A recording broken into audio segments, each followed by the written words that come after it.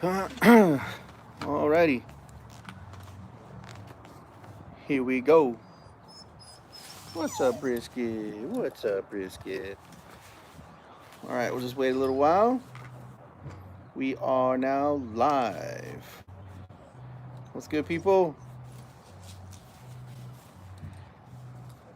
So I'm just chilling right now, waiting for a few people to come in. And hey, what's good, Chef? All right, getting this all set up here. So far, so good. It's kind of hard because I put it. I have the phone on like my tripod, but I kind of just winged it, so it might fall in the middle of this thing. So if it does, bear with me, guys. What's good, people? And then I'm still trying to figure out this live thing, guys, because like your comments come up and then boom, boom, boom, boom, boom, they go quick, man, and I can't keep up with the comments. So just we got about 18 people in here so far. Cool, man. I'm gonna wait till we get to about a minute and 30, minute 45 seconds into the stream. Let people kind of start coming in, and then we'll give you a little update as far as what we got going on. So yeah, so hopefully you guys are doing good. It's, I've always talked about San Antonio weather and how it's just like up and down and up and down. We're all gonna drink together. I got me a Dos Equis right now, and but anyway, weather's always up and down. But right now, guys, this weather is just ridiculously nice. So I'm just chilling outside. So what's good? What's good, Jennifer? Okay, guys, so we're about 142 in. We're gonna get this started. Yeah, Houston weather, that's awesome, man. And like if you look up here, well, you can kind of see the sky right there. It's kind of blown out, but it's actually nice and blue out here, guys. So I'm cool. I'm chilling. How goes it, man? I'm just chilling outside right now, guys. As you can see, let's get started on this beautiful day in Louisiana. Yeah, it's not a Corona. But anyway, hey guys, so check it out, man. You see back here, we got the new we're calling the new name just so we're all on the same page. The name of this one is going to be Monster. Okay, so this is the Monster, and then the other stick burner I have is called the Beast. All right, so that way we know what we're talking apples and apples and oranges and oranges. You know what I mean? But oh man, sorry you got bad weather in New York, man. If you hear moaning and whining, I want to introduce y'all real quick. Ugh. This is Brisket right here. Oh, do Brisket. This is my baby girl Brisket right here, and she's whining. She doesn't want to. She's trying to give me kisses right now, guys. Say hi. Look. Say hi. Say hi, Brisket. Say hi. I'm trying to show you her face. There she is. All right, we're gonna put her back down. But anyway, yeah, her name's Brisket. We got her when she was little. Got her around Christmas. She's already getting really big. There we go. Now she's calm. There we go. So yeah, this is Brisket, guys. So that's the thing about going live, right? Stuff like that happens. Anyway, guys. So today I'm making a video. I don't know if you guys saw the unboxing video that we did. Man, I got dog. It like feels like a film of dog slobber on me. Brisket, lay down, girl. And this is live, guys. So I'm sorry if I'm up and down and all over the place. Like usually with my other videos, it's nice and you know, we do one thing and then the next and the next. It's very linear. This is just all over the place. But okay, so I covered the weather. Weather's awesome here in San Antonio. I covered hopefully what I'm doing. We've got the Monster out here. This is the new name, the Monster, and we're cooking double briskets. All right. So we got double briskets going on in there. I already recorded earlier. My daughter was helping me out. My cousin, my brother and stuff, they can't really be coming over. Sorry, she's going around the camera. Come here, baby girl. Um, they can't really be coming around, obviously. So my baby girl's been helping me. Yep, should have put some meat on there.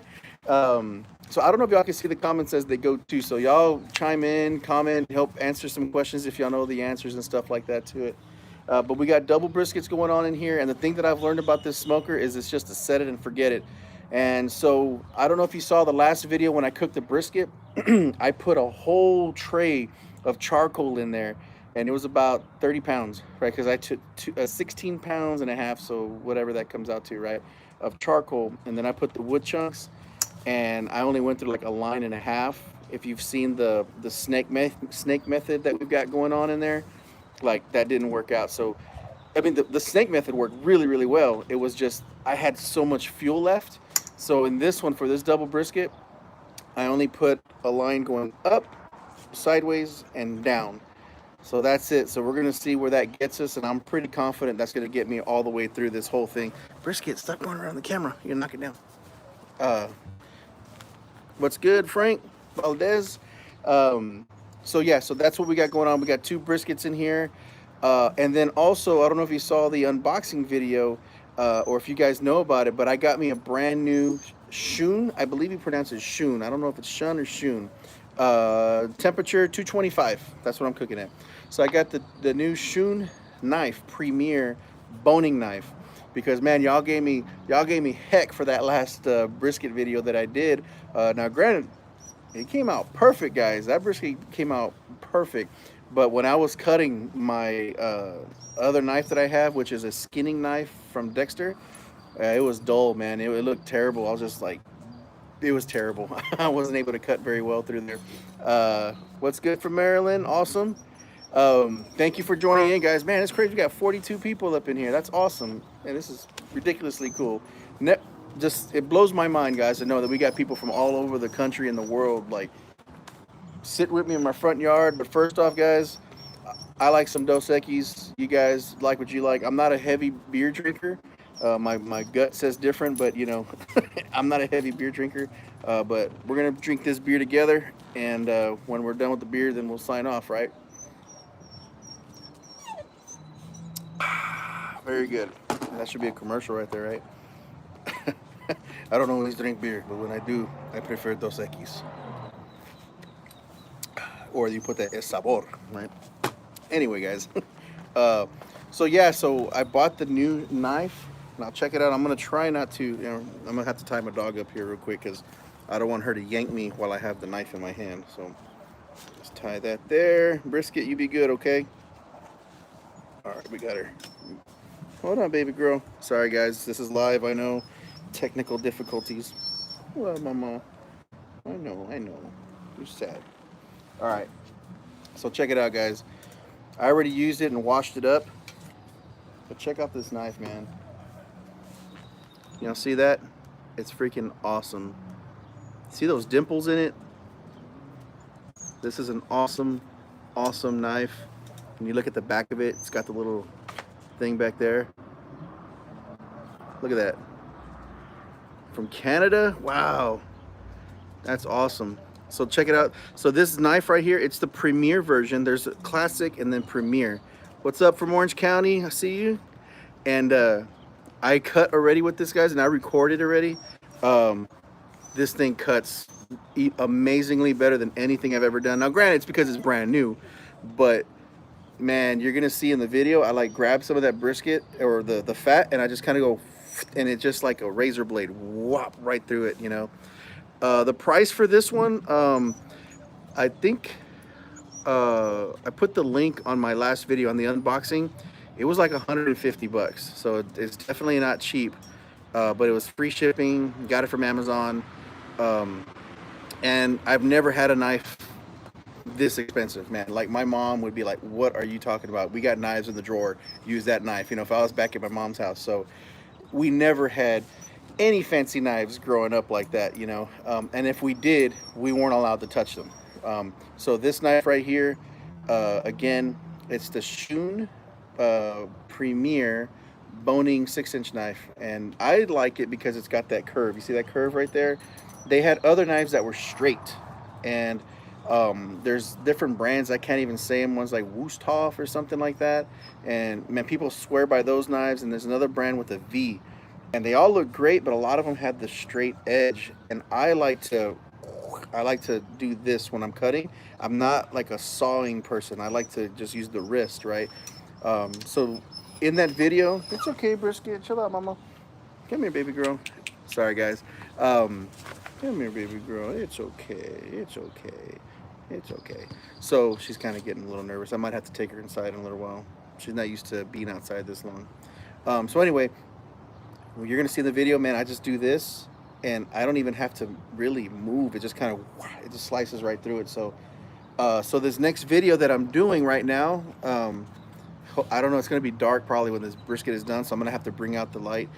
She's just a mixed breed. She's a mixed breed, like some lab and I don't know what else. But we got her as a little puppy. She's a good dog. I don't know. I'll show you to her. I'll show her to you later on when she kind of calms down a little bit. So the video is going to be kind of cool because one, I'm showing the new knife. Two, I'm showing the double brisket on here. But three, guys, I really suggest y'all tune in because I'm doing something totally different. So check it out.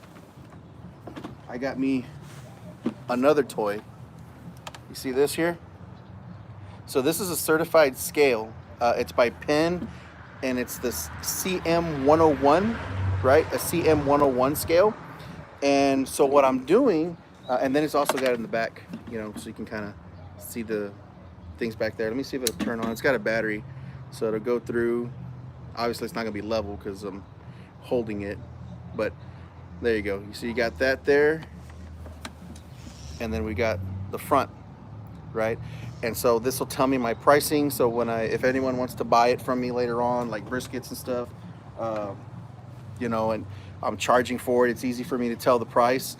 But second, the reason I've got that brisket, or the reason I've got that scale, is because what I'm gonna do is what I already done. I weighed the briskets before I trimmed them, and then I weighed them after I trimmed them, and then I'm gonna weigh them again after they cook. And we're gonna see how much fat or how much we lose from the briskets. Because everyone always has that question, right? Like, you know, how many briskets to serve 300 people, or how many briskets to serve, you know, 200 or 100, or just a family of whatever. How many briskets should I buy? And the rule of thumb so far has been you just do 1 pound per person, right? So, and that's worked for me so far. But I really wanted to figure it out, like detailed, right? And this is a 30-pound scale. So, or up to 30 pounds. So I want to really see if I bought a 17-pound brisket and I bought a 13-pound brisket, right? I'm kind of expensive, man. Kind of expensive. So we can talk price later. but I just do private events, man. So I don't do commercial yet because I don't have a trailer, and I don't have an actual restaurant commercial location. And in San Antonio, you have to have that. Otherwise, you can do private events and you can sell to them. You know, so one of those things you can look into when you start getting into the food service. Talk to your health inspector, see what you can and cannot do. And so anyway. I'm very interested to see how much we're going to actually lose. Backyard wedding, but they never charged anyone before, but they always ask. Yeah. Um, so I'm curious because I've always done a pound per person. So like, you know, a 10-pound brisket is going to serve 10 people. And because usually they say you lose like 50%, you get 5 pounds and you slice it, you know, and then you cut that in half and, you know, you get a quarter-pound brisket per person. Um, so for me, I usually give them more. I like to give people more. Uh, like you say, you under promise, over deliver. You know, so when I show up with the big tray of brisket, it's just like tons of brisket for them, and they're happy. You know, and so far that's been pretty good for me. But I am curious to see what we actually have, and then y'all can see it too. Like, you know what, you know what does it actually come out to? Like, how much do you actually lose? Because heck, we might only lose like a pound of fat. You just don't know. But I really wanted to do like 4 or 5 briskets in this thing, and then take the average, kind of get a little more scientific with it, and take the average of like, okay, well, if I got 5 briskets in there, and the smallest one lost this much fat, or this lost this much fat, you know, but I just didn't have the money to buy that many briskets, so I just had 2 briskets today, and they're choice briskets. I usually buy a prime, but there was no primes at HEB. I think somebody asked if I've been having some problems buying some meat. They did put a like a cap or like a limit of what you can buy. It's no big deal, you know, but sometimes people kind of freak out and they just buy a whole bunch of stuff that they don't need, you know. So anyway, um, I don't know. It's all right. It kind of sucks, you know, but all the briskets were kind of gone. And I didn't really have that much to choose from. But anyway, guys, I don't know if y'all are having those issues too, but it's not too bad. Like, we have plenty of toilet paper. We have plenty of all that stuff. But anyway, I don't like getting into all that COVID stuff. I try to get away from that. Try to not think about that, you know. Oh man, I missed that comment. Something about I noticed something. But all right, we're going for another drink here. Dos Equis. Everybody, cheers. I'm gonna have to speed it up a little bit because it's starting to get warm. It's not as cold and frosty as it was. But y'all have questions for me so far? like I said, I've got the double brisket video. It's gonna take me a couple weeks to edit. Pretty busy at work, um, so it's gonna take me a couple weeks to edit and then get that one out. Um, and then hopefully, I don't know how it's gonna look later on tonight because I don't have a good lighting kit. 225. What type of wood? So Brandon, I am cooking at 225 right now. I'll take a look. My fireboard's on my phone, so I can't see the app right now. Um, but yeah, 225. I'm using post oak wood, but I've got the charcoal. And what I said earlier was I have it in that snake mode again. So I've got all the charcoal lined up, but I only went like 2 rows. So it goes up, across, down, and that's all the charcoal I put. And then I put some post oak on top of that, bigger chunks. And I have some pictures on Instagram. I think you should be able to see it there how I have it set up. If not, I'll post some later on Instagram and Facebook. What is the secret for good bark, man? I don't know. Hey, brisket! Wait, she's hitting my stuff. From the stick burner or about even? Okay, that's a good question. The question was, do I prefer the stick burner taste over this taste? Now, I've only cooked one brisket, so it's kind of hard for me to tell you that right now. I'll just tell you about my experience so far. So what I did was I cooked the prime brisket last time, and it cooked, I want to say, I mean, I think I put it on like at 10 at night, and it was done like at 6 in the morning or something like that. It was a ridiculous quick cook. So that's what freaked me out about this smoker, was that it cooked it so quick, and it had a really nice bark on there. It wasn't burned, it wasn't dry. It was a perfect brisket. The difference was I didn't have a big smoke ring on there. I didn't have that real thick, like with a stick burner. Man, I get a huge smoke ring on there usually, and this one, it was pretty thin. So some people were giving me feedback, and they said maybe, take it back a little bit, instead of 225, bring it down to 210 or 215. Maybe that'll help it cook longer. I'm gonna keep it at 225. I just put a little bit more wood on there, and we'll see what happens. But the taste was the same, and that's what freaked me out. Like in that brisket video, if you watch that, sucks up here. We got 2 sticks. The store has them. Costco limiting people 3 fresh meats. Yeah, man. I think we'll get over. I'm sorry to interrupt what I was talking and the whole vibe, but I think we're gonna get over this pretty soon, man. I mean, it's just a matter of protecting ourselves. Like being in the fire department. I'm not a firefighter, but working with the firefighters and EMT close up, I see the stuff and I see what they're going through and how we all need to protect ourselves. It is very real, right? So I try not to get into it because it always turns political, right? And I don't like getting into that stuff. But just protect yourself, guys, but try not to let it bother you. It's just life the way it is right now, and we'll get through it together. And that's why I like making these videos, because it helps me escape from that stuff, and hopefully you guys get escape from it too. But anyway, back to the taste of the video. The taste of the brisket. That taste, it was the same. It was as if I cooked the daggum stick burner all night, and it was the same taste. I tasted the oak, the post oak, tasted the wood. The only difference was it didn't have the smoke ring. And so people were saying, well, smoke ring is not a flavor. It's just an indication of how much smoke it got. And since it cooked so fast, maybe that's why it didn't have a smoke ring. So we're going to see. Watch out, brisket head. Watch out. Watch out. No, no, no, no. Leave that doggy alone. She sees a doggy, so she's like, oh no, it's a bird. She sees a bird. She's all puffing up. So that's pretty much it for that. Like I said, but we're going to find out after this one, is it also a fast cook, is because, like I said, I mean, this whole time we've been talking, we've been on for 19 minutes. With the stick burner, I would be looking at that fire. I'd be kind of looking at the gauges, but this is just a set it and forget it, man. It's just doing its own thing. So like I said, as far as the taste goes, it was the same. The first brisket I made. We'll find out with this one. Yeah, I agree. HEB didn't have anything like these two were choice briskets. One is a 17 pounder, and the other one was I think it's like a 12 pounder. Um, Everyone sub say yes. Okay, I don't know what all that is, but okay. I bought some wood from a carpenter. Are they good for smoking? I don't know what kind of wood you bought. Um, the only wood that I like to cook with is post oak. I've tried mesquite. I've tried peach. I've tried apple. I've tried what else? Pecan. Um, And the one that I like the most when it comes to briskets is the post oak. I love. I mean, just you can just smell it in the air. Like when it starts to burn, it's like, man, that's just it has so much flavor.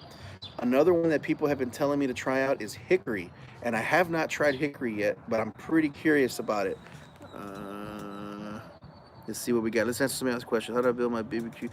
My subscribers, just by doing what I'm doing right now. I just make a video, take my time with it, put it out there, and engage with the people. And then the other thing that's pretty hard is whenever you talk to people or you have a channel like this. This is a question I get asked a lot, so I'm gonna go ahead and answer it.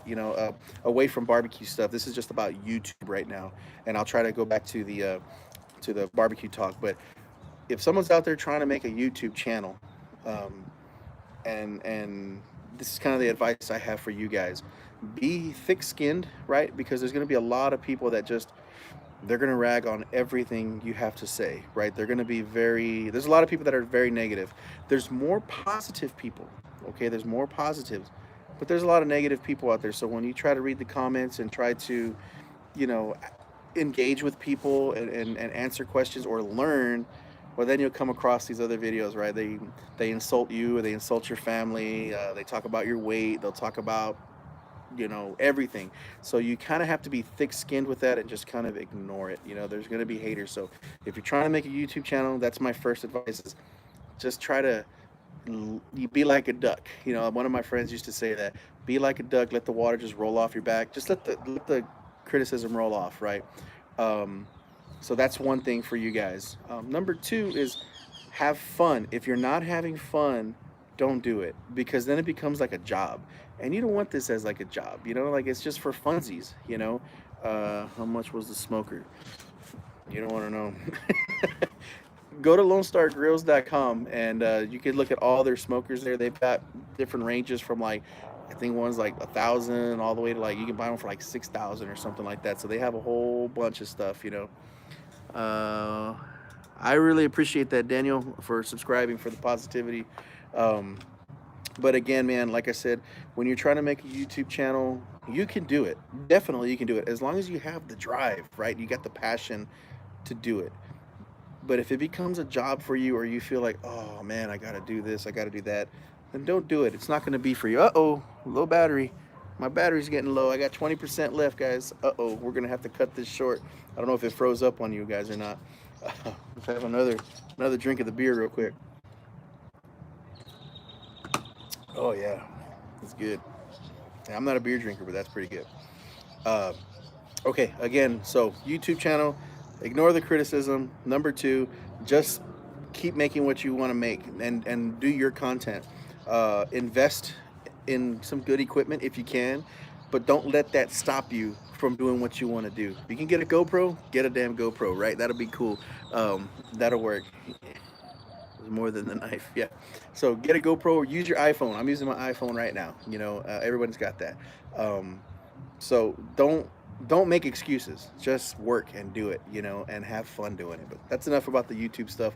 If you got more questions later on about that, hit me up, and I don't mind answering questions about it. But just stay passionate about it. Now, brisket rubs. Y'all asking me a lot about that. What kind of brisket rubs do I like? Bolner's brisket rub. That's what I use. You guys, I think, have seen it like in almost every video of mine, and then I've started putting the links in there. Hey, you're welcome for the escape there. I just, like I said, I love doing this. Smoking the chuck roast tomorrow. I want to hear you say the price. So, hey, man, Detroit, Michigan. What's up, Detroit? All right, so I'm gonna tell you the price for this guy right here. You're gonna my brother's coming. Cool. The price for this guy right here is gonna be about around the $5,000 mark for this particular model. Hey, keep it down, little girl. So I'm live right now. That's my bro. He's just rolling up on his motorcycle right now. Brisket's like, who's this guy in the mask? So anyway, so yeah, this will run you in the $5,000 mark. Okay, but again, you don't have to get just like this. There's different options. There's the wide one. They have smaller ones. They have competition cards. They have wheels. Everything. There's a whole bunch of stuff you can add onto it. So I would recommend, if you're interested, talk to Chris, talk to Lone Star Grills, and they can customize exactly what you want. And they're so cool to talk to, man. Like, they're not just like, oh no, this is all I got, and that's it. It's never been that way. It's been like, well, what do you like? What do you like to cook? Because put it this way, this particular smoker, if you like to just weekend grill, make fajitas, hamburgers, sausage, hot dogs, chicken, I don't think this is the one for you because this is a smoker. The other stick burners with that grill and that skillet and all that, that's what you would use for that, something where you can be over the fire. So talk to them. They can customize whatever you want. And no, I'm not getting paid by them or anything. Those are good people, man. Those are good people. And I'll, I'll support those people the whole time. Smoke my first brisket at home. Okay, so your first brisket you're ever going to smoke, the biggest thing is the question was, are there any issues when you're going to smoke a brisket? Like, first time ever going to smoke a brisket, what's like your number one question or advice? I would say keep your temperature level. What happens with most people, hey, it's okay, brisket, it's okay, it's okay, it's okay. Hey. Here, hold on, let me stand by. Stand by. Here. All right, sorry guys. Hey, thank you. Sorry guys, my brother's taking brisket. Go inside, brisket. So anyway, guys, I forgot what I was saying. Brisket got upset at my brother. What the heck was the question? What was I talking about? I don't remember. So in that case, beer me. I think I was talking about, was it brisket rubs? Oh, first time brisket. Temperature. Keep the temperature level, okay? Because the easiest thing to do is forget, right? So with this, guys, it's kind of like cheating for me when I bought the Lone Star Grill, because it's such a good quality pit. It holds the temp really well. So there's more room for error, right? Because there's a thicker metal. So it gets up to 225 and it's just going to stay at 225. Like, there's very little bit that you have to do. When I used to have a char griller, that metal's a lot thinner. So there's less room for error. So if you let that, flame go down, or those coals kind of die down, man, your temperature just goes, it just drops big time, And so if you get fluctuating temperatures throughout the cook, your brisket, you're gonna have a hard time with that brisket. One is getting through that stall, right? So if you start messing with your temperature and your brisket's in the stall, it's almost like you're never gonna get out of that stall, and that brisket will cook forever. And the next thing you know, it's like tough or charred or something like that. So again, first time brisket people, I would suggest, aside from the flavor and all that other good stuff, rubs, like, don't get too crazy whether I need to inject it and all that. The first brisket, I would suggest just practice on your temperature. Try to maintain that temperature. Just put salt and pepper if you want to make it Texas style, or get a Bolner's if you want, Try to be high quality and cost rich. I've never, I did. Okay, so I'll tell you about this question next. I'm running out of battery, so hopefully we'll be all right. But anyway, so that's for you guys. First time brisket people, just do your temp. Even if you don't trim it correctly, you buy a brisket that's not that great, choice versus prime and all. Temperature. Keep the temperature good. And at the end, when you probe it and you get to like 190-ish, that's when you start feeling it. And usually around 200, 198, 200, 203, that's when it's done. You'll just like, you'll start putting the probe in and it'll be like, okay. And then sometimes it'll just go right in, and that's when you know it's done. That's when you know. What is that? Did I just get Lunatic 27? I don't know if you just gave me that. I've never seen a blue alert like that. That kind of freaked me out. It said there was like some money put it. If you gave me money, that's freaking awesome. So if you did, I appreciate that. I didn't expect that, but that looked cool. It looked like I just got a couple bucks there. So that was a donation. Badass. That's my first donation ever, man. I really appreciate that. That's gonna bring a tear to my eye, man. Wow. Am I gonna try a pellet grill from Lone Star Grills? I don't know. I saw that they were making it, and I thought that was pretty cool. I've never done a pellet grill before, right? So I think I would rather talk to somebody or learn from people who have done those pellet grills before, or like experience with them, because man, I don't know about those pellet grills. And I know if I get it from Lone Star Grills, or if I'm gonna get one, it'll probably be from Lone Star Grills. But I've never worked with them before. I have no clue. I don't even know the concept of how they work, other than it like drops pellets. You know what I mean? So I've never messed with those before. You've seen the new master built vertical charcoal smoker? No, I have not. I have not, man. Y'all are, see, you guys are teaching me a whole bunch of stuff, man. So I'm still kind of freaking out that I got a donation. That's blowing my mind. That's really cool, man. That's amazing to me. We've come a long way. I think on my YouTube channel. Uh, oh, here we go, guys. One more little swig here. I'm almost done. Mm. All right, we're done with that Dos Equis. Man, I wish I could keep going longer. We got like 80 people online, 78 people online right now, and you guys have been ridiculously interactive, and I don't want to end this, you know. Let's see what y'all got here.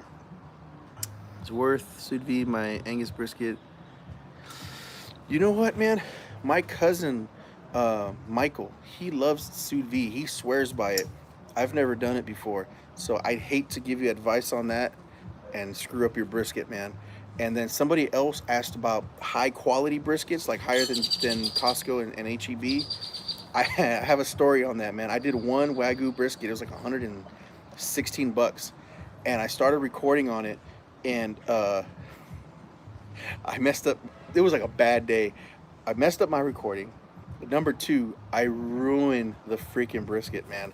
I believe that one I overcooked it, or no, I didn't even overcook it. I cooked it normally, but there was just so much like internal marbling and fat that, and it thing cooked super fast, and it was like charred on the bottom, and I ruined it, man. It was like 116 bucks, just like that's it, gone.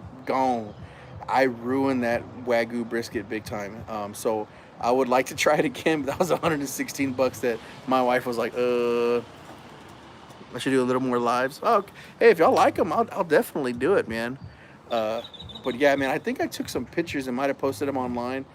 Ruined it bad, man, Wagyu brisket. But and what people started telling me afterwards was because it has a higher marbling fat content, that they cook faster, and that's what they use for competitions and stuff like that. And I didn't know that. You know, I just cooked it at my normal 225, let it go, kept going, and the next, you know, internal temp was perfect, and I was like, what? But when I checked it, it was just hot. It was just like it was bad, man. I don't even want to remember that. What's a bad one? So yeah, man, I definitely messed up a lot, guys. What's up from North Dakota? What's good, man? Am I gonna start my catering business? So I do catering right now, but again, it's only for private events, right? So if you're in San Antonio only, unfortunately, right? Then and you have a private event, quinceañera, wedding, and that venue doesn't require like for the business to have like its own commercial license, then yeah, I can do it. I can, you know, you have an uncle that's having a 50th birthday party or something, and you want some briskets or something, yeah, hit me up and I can cook something up and we can get it out there. We can talk business and shop or whatever. But again, I don't claim to be the best, man.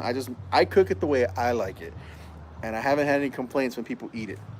But I always remember one of my first briskets that I did, guys. Are y'all ready for this story? I don't know if you have these stories, but what's up, Round Rock? Vincent, what's up, man? So I've messed up my fair share of briskets. I'm trying to read. Can you rub a brisket with another one? Kimmo, dude, this is awesome. Y'all giving me, this is, man, hey, man, they donated some money on my life. This is awesome. From Alabama, we got like 80 people on here. This is awesome, man. I'm stoked. Like, I don't even know what to say. It's like freaking me out. Sorry, guys.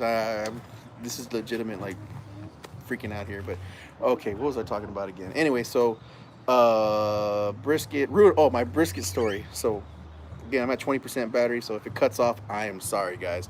But we had a char griller long time ago, man, before the stick burner, before this guy here. My brother came over, my neighbors came over, and I love to cook, man. I just love the barbecue.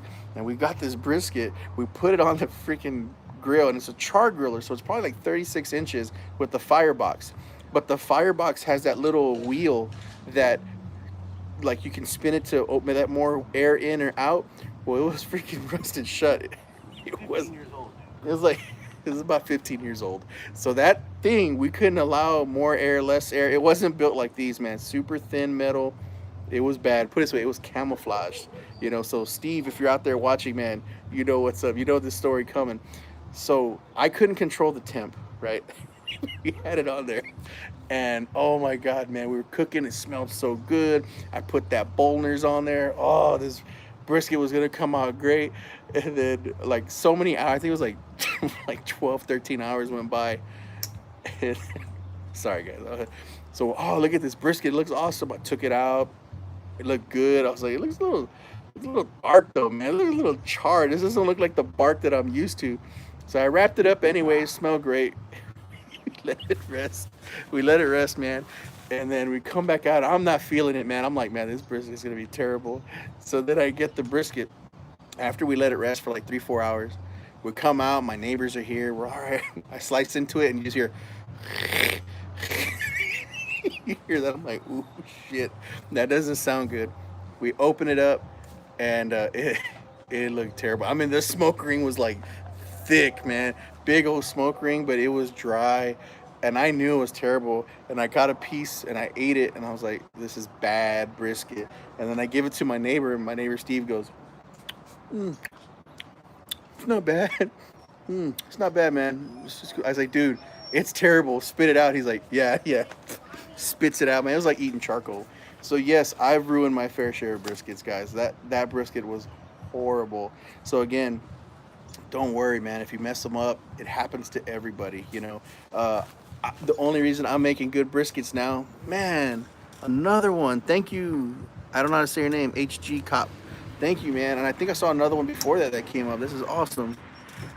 You've had ribs you couldn't eat before. Oh, 10% battery. 10%, man. I need to get my charger. Hey, Joseph, can you call Scarlett and tell her to get my charger? Just tell her, hey, your dad needs the charger. You know, because I'm at 10% battery. I won't keep this going with you guys, man. This is just fun. I didn't know a live video would be this much fun with this many people online. Here, I'll let y'all see brisket again. So in case y'all haven't seen, come here, brisket. Come here, mama. Come here, baby girl. Come here. In case you haven't seen brisket, this is brisket. This is my doggy brisket. Hi. I've overseasoned to the point where it's just awful. I did that once too, and it was for Easter of all times, man. For Easter, you make briskets for Easter, and so I went to my in-laws. I took a brisket over there. It was up all night. Bitter, yep. But I had bitter when I cooked with mesquite. Now maybe I messed it up, You should get it. No, my iPhone charger. It's on the side of my bed. We'll try to plug it in. I'm at 10%, guys. So if it cuts off, I'll try to go live again and try not to mess it up. But anyway, brisket. Look at the people, brisket. Look. Don't lick me, man. Look over here. There you are. See, her ears are always crooked. They just never stand up. It's always crooked. But so anyway, on Easter, I took it to my in-laws. And no one ever wants to tell you screwed up their food, right? And so I'm there, and my in-law cuts it, and it was like salty, man. Super salty. And that's the thing with this brisket rub. In case y'all guys... Holy heck, dude. Arthur with $20. Dude, y'all are awesome, man. Thank y'all so much. Thanks, man. All right, give me like 3 minutes to plug this phone in real quick. Okay, can you hold it, Joseph? Dude, someone just gave me $20, man. Dude, y'all are awesome. All right, intermission. Let me plug this guy in. Stand by. Stand by. All right. This guy. Yeah. Hey, baby. Oh, that's okay. I got this one, baby. Thank you, though. Okay. All right. Thank you, Scarlett. All right. Oh, my wallet fell out, too? Man. All right. Hopefully I don't screw this up. All right.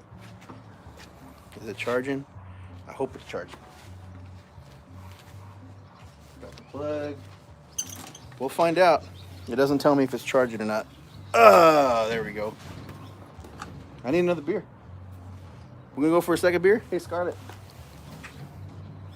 Another beer. Can you please give me a beer? Or they can I have whatever those things are in the yellow container with the wrapping on it? We're in negotiation talks right now. The yellow container. Yes. Okay. Sorry, guys. I just said yes because she's gonna bring me another beer for you guys.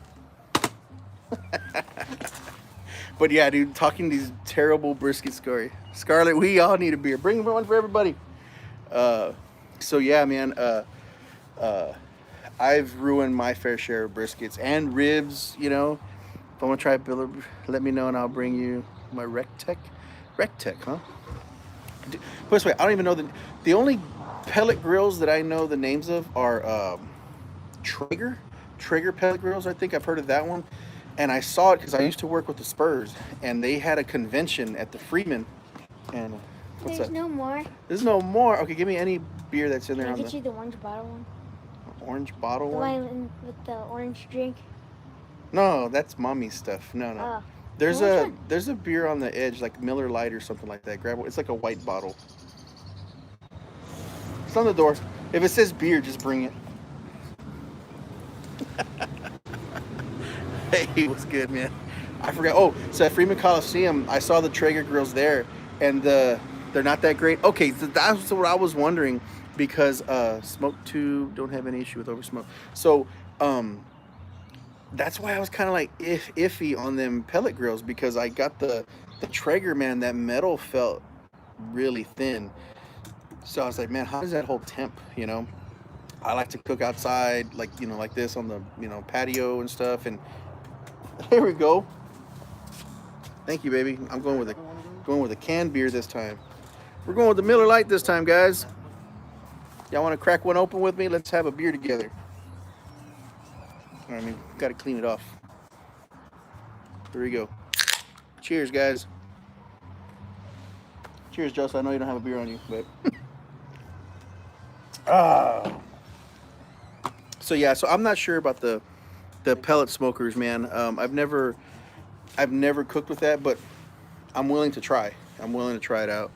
If you need a smoke tube for pellet smoker, okay. I'm gonna have to research it. Can you rub beef to allow? Dang it, it went away. Smoke it for 13 hours. 214. Man, yeah, it went fast. I'm sorry, man. I didn't mean to not read your comment. It just this particular app. Um, when the comments go, it like fades away, and I can't read it right away. Have the bubbler packed and chilled. Yeah. So now I'm putting my leg up. First brisket I did, I fell asleep and the fire went out. Finished the oven still good. Yeah, I've done that before where I've fallen asleep and the fire just died. Just died.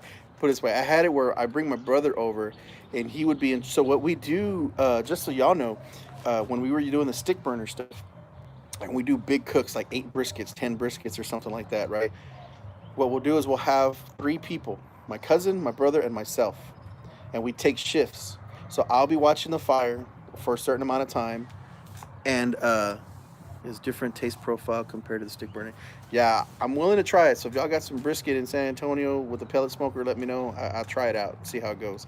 Uh, but anyway, so we have the 3 people. So one gets to sleep while the other 2 are talking and hanging out like this outside. And then after so many hours, the other one will go to sleep. The other one wakes up, comes out, keeps him busy, and then we just rotate every few hours. So that way, throughout the whole 20-hour cook, the fire's always good. But one time, my bro fell asleep outside. He was on shift, and I walk outside because I'm getting an alert from my fireboard. I'm like walking out, I was stumbling, and I see my brother. He's just sleeping by the pit. I was like, oh, dude. I opened it up. It was just coals, dude. I was like, oh no. He was comfortable. So yeah, it was just coals, dude. And we're just like, no. I had to start the fire, get it going again. But luckily, it wasn't too crazy. It wasn't that long, so the briskets were saved. But yeah, man, everyone has those. Everyone has those. What's good, Kimo? And thanks again, guys, from the UK. Oh my goodness, from the UK, dude. This is awesome. As you can tell, I'm having a blast out here, man. Uh, from the UK, I think we're up to what 30. Where am I from? San Antonio, born and raised, San Antonio, Texas, man. So all my barbecues, Southern style. It's kind of like pretty much what my mom taught me. You know, she didn't necessarily teach me. Oh, there goes Bob. There goes Bob. I don't know if y'all know who Bob is. My cousin. He's, well, you can't see him. He's in the street, but he just went by. He honked. He usually comes by when the food is done. He lives in the same neighborhood. But anyway, my mom is the one that taught me a lot of this cooking stuff, but it was mostly like cooking on the stove. But she would give me nice, like the taste profiles, like with the onions and bell peppers and garlic. I mean, that just that Mexican style. Okay, go get a beer and come back, guys. Come back. So my mom's the one that taught me those flavors, right? So like with the onions and bell peppers, whenever I cook those, you grill them on a skillet. You grill them until they get like caramelized, you know, like get a little brownish, you know, a little char on the outside, and it's just like it becomes like a candy, you know. So I learned a lot from her. As far as the briskets and stuff, like that was just trial and error. That was like ruining hundreds and hundreds of dollars worth of briskets before I got them right. And to be honest, I mean, I've been knocking them out the park since I got the Lone Star Grills, you know, pits. I mean, because those they're built freaking awesome. So it's like cheating, you know. 82 people in the chat. Let's not forgive a like. Yeah, man. Thank you. I appreciate it. 80, yeah, 82, 84. That's incredible, man. Uh, I had a pellet smoker. It was basically an outdoor oven. Sold it and got an offset. Now, oh, so that's another question I've been getting. I don't know if I've answered that one yet. So they say if I could do this all over again, would I get the insulated smoker or the pit, the stick burner? I would definitely still get the stick burner. I love them both, right? But the stick burner, what's good? Hamero? Hamero. Hopefully I can read that right. Have you ever tried the Swanson turkey leg wrapped in? No. That sounds freaking awesome, though. Got to do beef ribs, brisket on the pellet grill. Never done beef ribs on these guys yet. I need to. I need to. But again, talking about that pellet, I mean the pellet. Talking about the insulated versus the stick burner. Let's get another drink here, guys. The stick burner was very versatile because it's got that half-inch firebox. It's got that thick plate. You know, how different is the flavor besides the design and vibe cooking on them both? Okay, so we'll get that right now. So I am still leaning towards liking my stick burner better because of the versatility, right? So that stick burner has that thick quarter inch or half inch. I think it's like a half inch or I think it's a half inch plate, super heavy. Don't ever put it on the ground, guys, on your driveway because it's hard to pick up. But it's a thick piece of metal. You could take out the grate. So over the firebox, you can cook veggies. You could cook potatoes, carrots. Well, carrots are veggies, but you know you could cook burgers, right? If you just want to skillet like restaurant style, you don't want to smoke anything. You've got that skillet, and I love that. So that's where I cooked the tortas. I don't know if you saw the tortas video. If you haven't, go check it out, man. Those came out great. I got, you know, you get prime ribeye, you slice them super paper thin. You throw it on that skillet, it's nice and hot with some avocado oil. You throw some Uncle Chris in there. You know, you got your things going. Awesome. Get yourself a big loaf of like French bread, put some butter on it, cook it this way, then this way, get it nice and toasted. So that's why I like the stick burner, was that versatility. I love fajitas. I don't know if you guys like beef fajitas. I I love beef fajitas. That was my first thing that I really learned how to perfect and cook was my beef fajitas, right? What's good? What's good from California, SoCal? And so those beef fajitas with some tortillas, and then rub is a good idea to get intense flavor. I've never done that duck fat. Never done that before.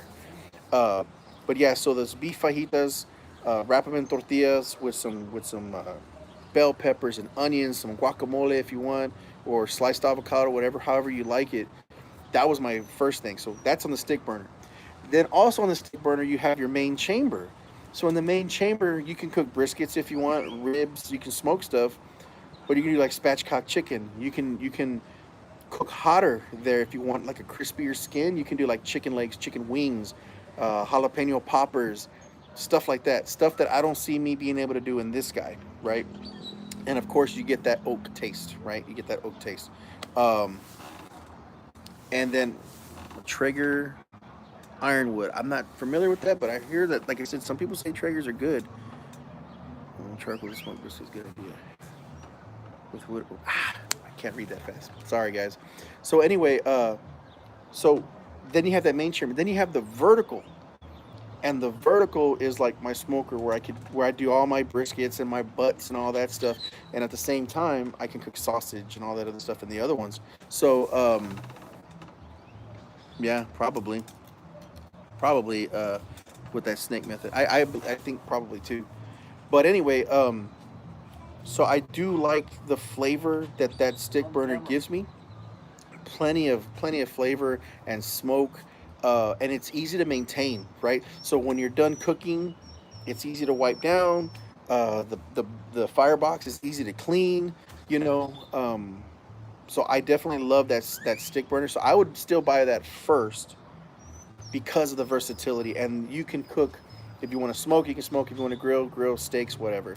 Now the flavor profile, I really can't speak on it too much because I've only used this thing once, right, or twice. I've used it twice, and once with the brisket, and that prime brisket came out perfect, came out great. The smoke flavor was there, the post oak flavor was there, and that's why I was so surprised because I was like, I'm cooking with the charcoal bed, and in my past history cooking with charcoal, you get that white smoke, and I don't like that white smoke from charcoal. And but this one, I did not get that. I got this, like right now, you can smell the post oak burning, and it smells really good. Got Wi-Fi built in, so it can control. Yep, absolutely. That's cool. That's cool. I'm just reading some comments, guys. I'm sorry. Um, so yeah, man. So I cooked a hog on this one, but I didn't get to record it. But I cooked a hog on here, and it was a wild hog that my buddy he shot, brought it over. We cleaned it up, cooked some hog, and I had never done hog before, and it came out really good in this thing. I think I definitely overcooked it because there was some parts that were more charred. Uh, but I also wasn't. I also screwed up because I put my temperature gauge on the grate, but it fell and it was actually laying on top of a damn gosh darn, sorry cussing. It was also laying on top of one of the pieces of meat, so it was just chilling there, and so I was getting the temperature of the top of the meat rather than the ambient. So when I came out, it was like at 250 instead of 225. So it was kind of overcooked, but this thing gave a lot of smoke flavor. So I took it apart. I took off the outside edge of that hog, and I took out all the skin that was kind of charred a little bit, and the inside was great. My kids loved it. There was so much meat on that thing, and then I took it to work. They killed it, man. They woofed it. So yes, this thing puts out some good smoke flavor profile, which is, like I said, surprising to me. What's good, Civic? All right. Oh, thanks for the reminder, everybody. Another drink. It's still cold. That's good. That's real good. So yeah, so I'll say we talked about the knife, we talked about the scale, we talked about the briskets, double brisket action that's going to be coming next. I talked about all the the bad briskets that I've done. What are the questions y'all got for me, man? What are the questions you got? Talked about YouTube and how to get the channel started and stuff like that. What else we got? Anybody? Let me read here. Do you ever grill in the main chamber of your other pit? The answer to that is no. And here's the reason for that. Um, so, and it could just be me being like superstitious, right? So you got the firebox and then the main chamber, right? Now, that main chamber gets the heat right from the firebox, but I've never put coals in the main chamber.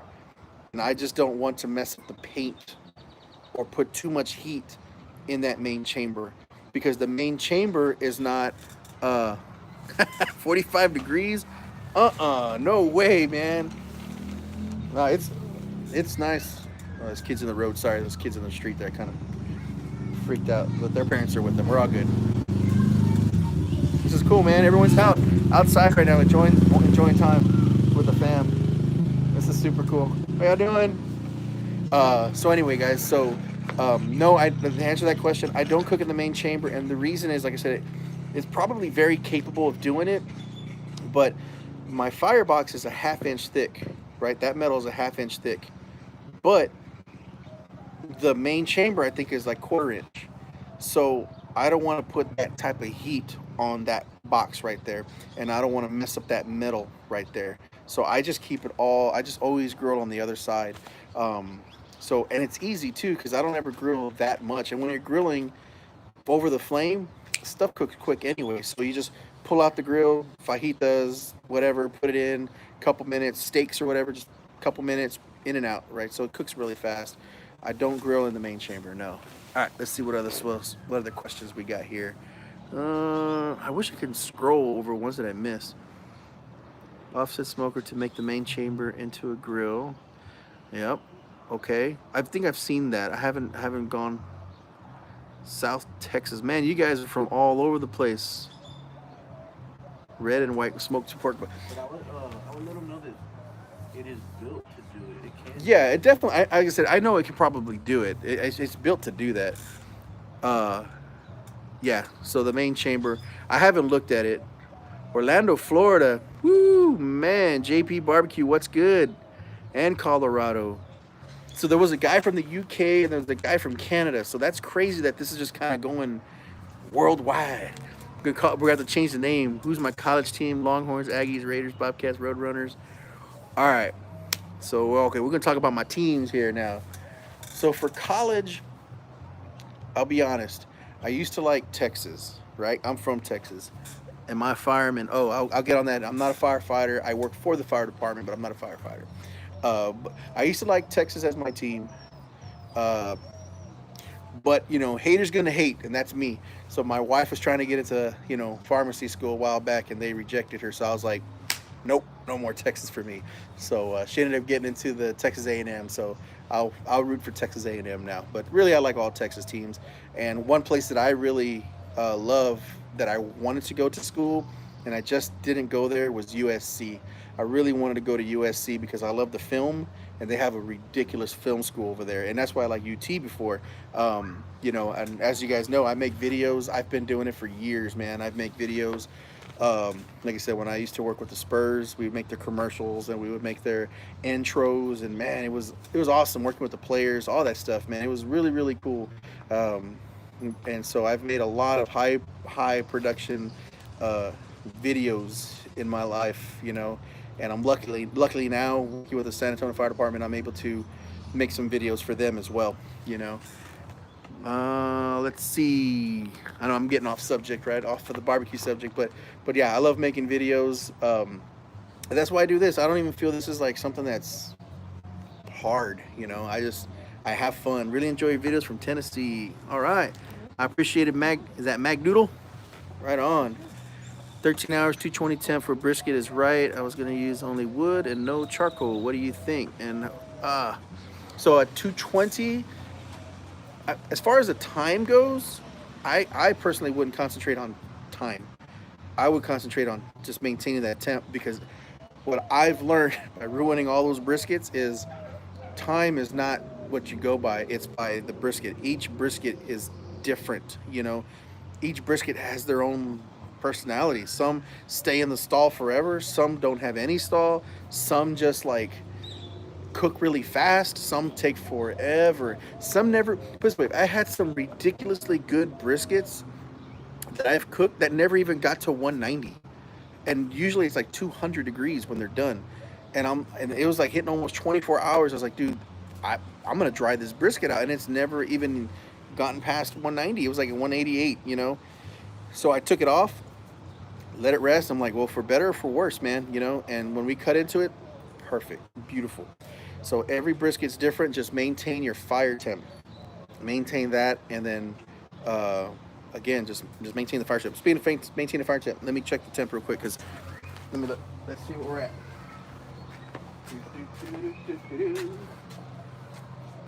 I don't know if you guys can see this. You can't see the temp. 225. This whole time I've been talking to you, still 225. One brisket, I'm at 220. 220 according to the fireboard, about 225 on the tell-true gauge. One brisket is at 120, and the other brisket's at 145, right? So, I mean, every brisket, like I said, has their own thing. But that's what's pretty cool about this daggum pit. It's like we've been talking for almost exactly an hour now, and not once have I had to put. Hey King, that's funny. So I haven't had to put any wood, right? Like on the stick burner, I'd have been putting wood on there. I'd open it up, I'd poke the coals and stuff like that. But in a way, that's kind of part of the experience too, you know. So if you like stick burners, I mean, it's part of it. You poke the coals, you make sure everything looks good. You keep that other piece of wood off to the side to make sure it's dry, you know. But they're they're laughing. I don't know if all of y'all have seen the story. Uh, yeah, you got more time to grab beer instead of splits of wood. But I don't know if you saw the video of when I got this thing, guys. Like I said, I don't hide my mistakes, man. If I make a mistake, like put it this way, if this brisket comes out terrible, I'm gonna tell you it came out terrible because I messed it up. What's up, baby girl? I'm just wondering if you're almost done. Almost done. Yeah. Wait, no, I'm good. Oh, you need your Legos? Okay. Not just that, I want to wait till you're done here. Okay. All right, I'll let you know when I'm finished. Thank you, baby girl. All right. Anyway, sorry, I got. Did I make the decal? Yeah, Lone Star Grills made the decal. I sent them my. Dude, that's awesome, Vincent. Thank you so much, man. Yeah, they gave me $10, man, for this. People have been giving me like donating money to the channel. That's really cool. You know, and with this money, I'm gonna probably just buy something else cool. So when y'all donate, tell me what you would like to see me get. So I'll just use the money for that, you know, and we'll try to buy some either more knives or I think what I want to do next is buy a really nice block of like a cutting board with my logo on it or something, or maybe we can get like a banner in the background. What am I using to stream with? Hey JP, what's good? Or JB, I'm sorry. Yeah, JP Barbecue. I've seen your videos, man. They're really good. Keep up the good work, man. And I appreciate you tuning in here. So answer a few questions here. I've never cooked on I used to cook on Weber's a long time ago. The kettles, I used to cook on those. That's where I first started. And I would do offset cooking. So I'd cook charcoals over here, and then on this side, I'd cook fajitas or whatever. I'd sear, and then I'd put off to the side, or vice versa. I'd put off to the side, and then sear it, and then pull it, you know. Take inside, baby girl, please. She wants to go inside. Thank you. So yeah, and then JP, as far as what I'm streaming with, I'm using my iPhone. I'm connected to my Wi-Fi. Luckily, we have the Gigafiber out here where I live. And then I bought a booster because the very first time I went online or live on YouTube, it was just choppy and people couldn't, you know, understand what I was saying. So I bought a booster from Best Buy and I put it in my garage. So basically, it's like halfway through the house, it gets boosted, baby girl. What's up, baby girl? Okay, I love you. Go inside. Okay, kind of distracted me a little bit. Thank you. I appreciate that. That means it's going well. Okay, that means that means the signal's not being lost. You know. Yeah. Prepping now for tomorrow for your brisket. You know what, guys? And I was supposed to. Honestly, I was supposed to. Baby girl, you're freaking me out. You're standing like right there in front of me. My daughter's like literally right here off camera, and she's just looking at me like. So anyway, I love you, baby girl, but come on, you're kind of all right. She's doing good now. So I was supposed to cook this brisket. I told my brother, I was like, yeah, I'm gonna wake up early, and I think I'm gonna put it on about 6 in the morning, 7 in the morning. No, my alarm went off. I was like, got up, went right back to sleep. And then I had to go to H-E-B and buy a bunch of stuff, and then I had a work meeting that I had to do. So yeah, this brisket didn't go on until late, Yeah, I love my kids. I got 4 kids, man. I love them all. They just, and you know what, Scarlett, to her credit, she's the one that helps me film a lot of this stuff right now. So she's been awesome. Man, I didn't get to read it. It goes away too quick. I wish this YouTube had an option where I could like pause the, are these briskets for your side hustle or dinner?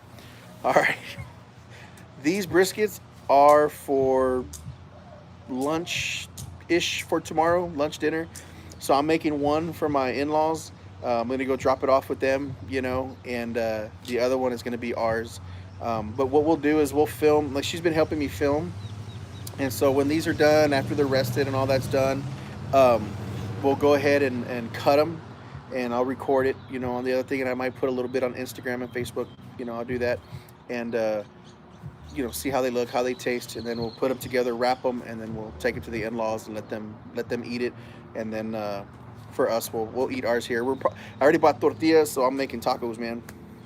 Tacos, got the avocado. I'm ready to go. I know a lot of people like making the burgers, like the po' boys. I don't have that. I just Mexican style, man. We're gonna put some tacos to it, man. So get a couple slices from what? Jockney Blaze? Right on, man. Thank you. Appreciate the shout outs, man. Um, this is cool, man. I just put my phone out here, just chilling.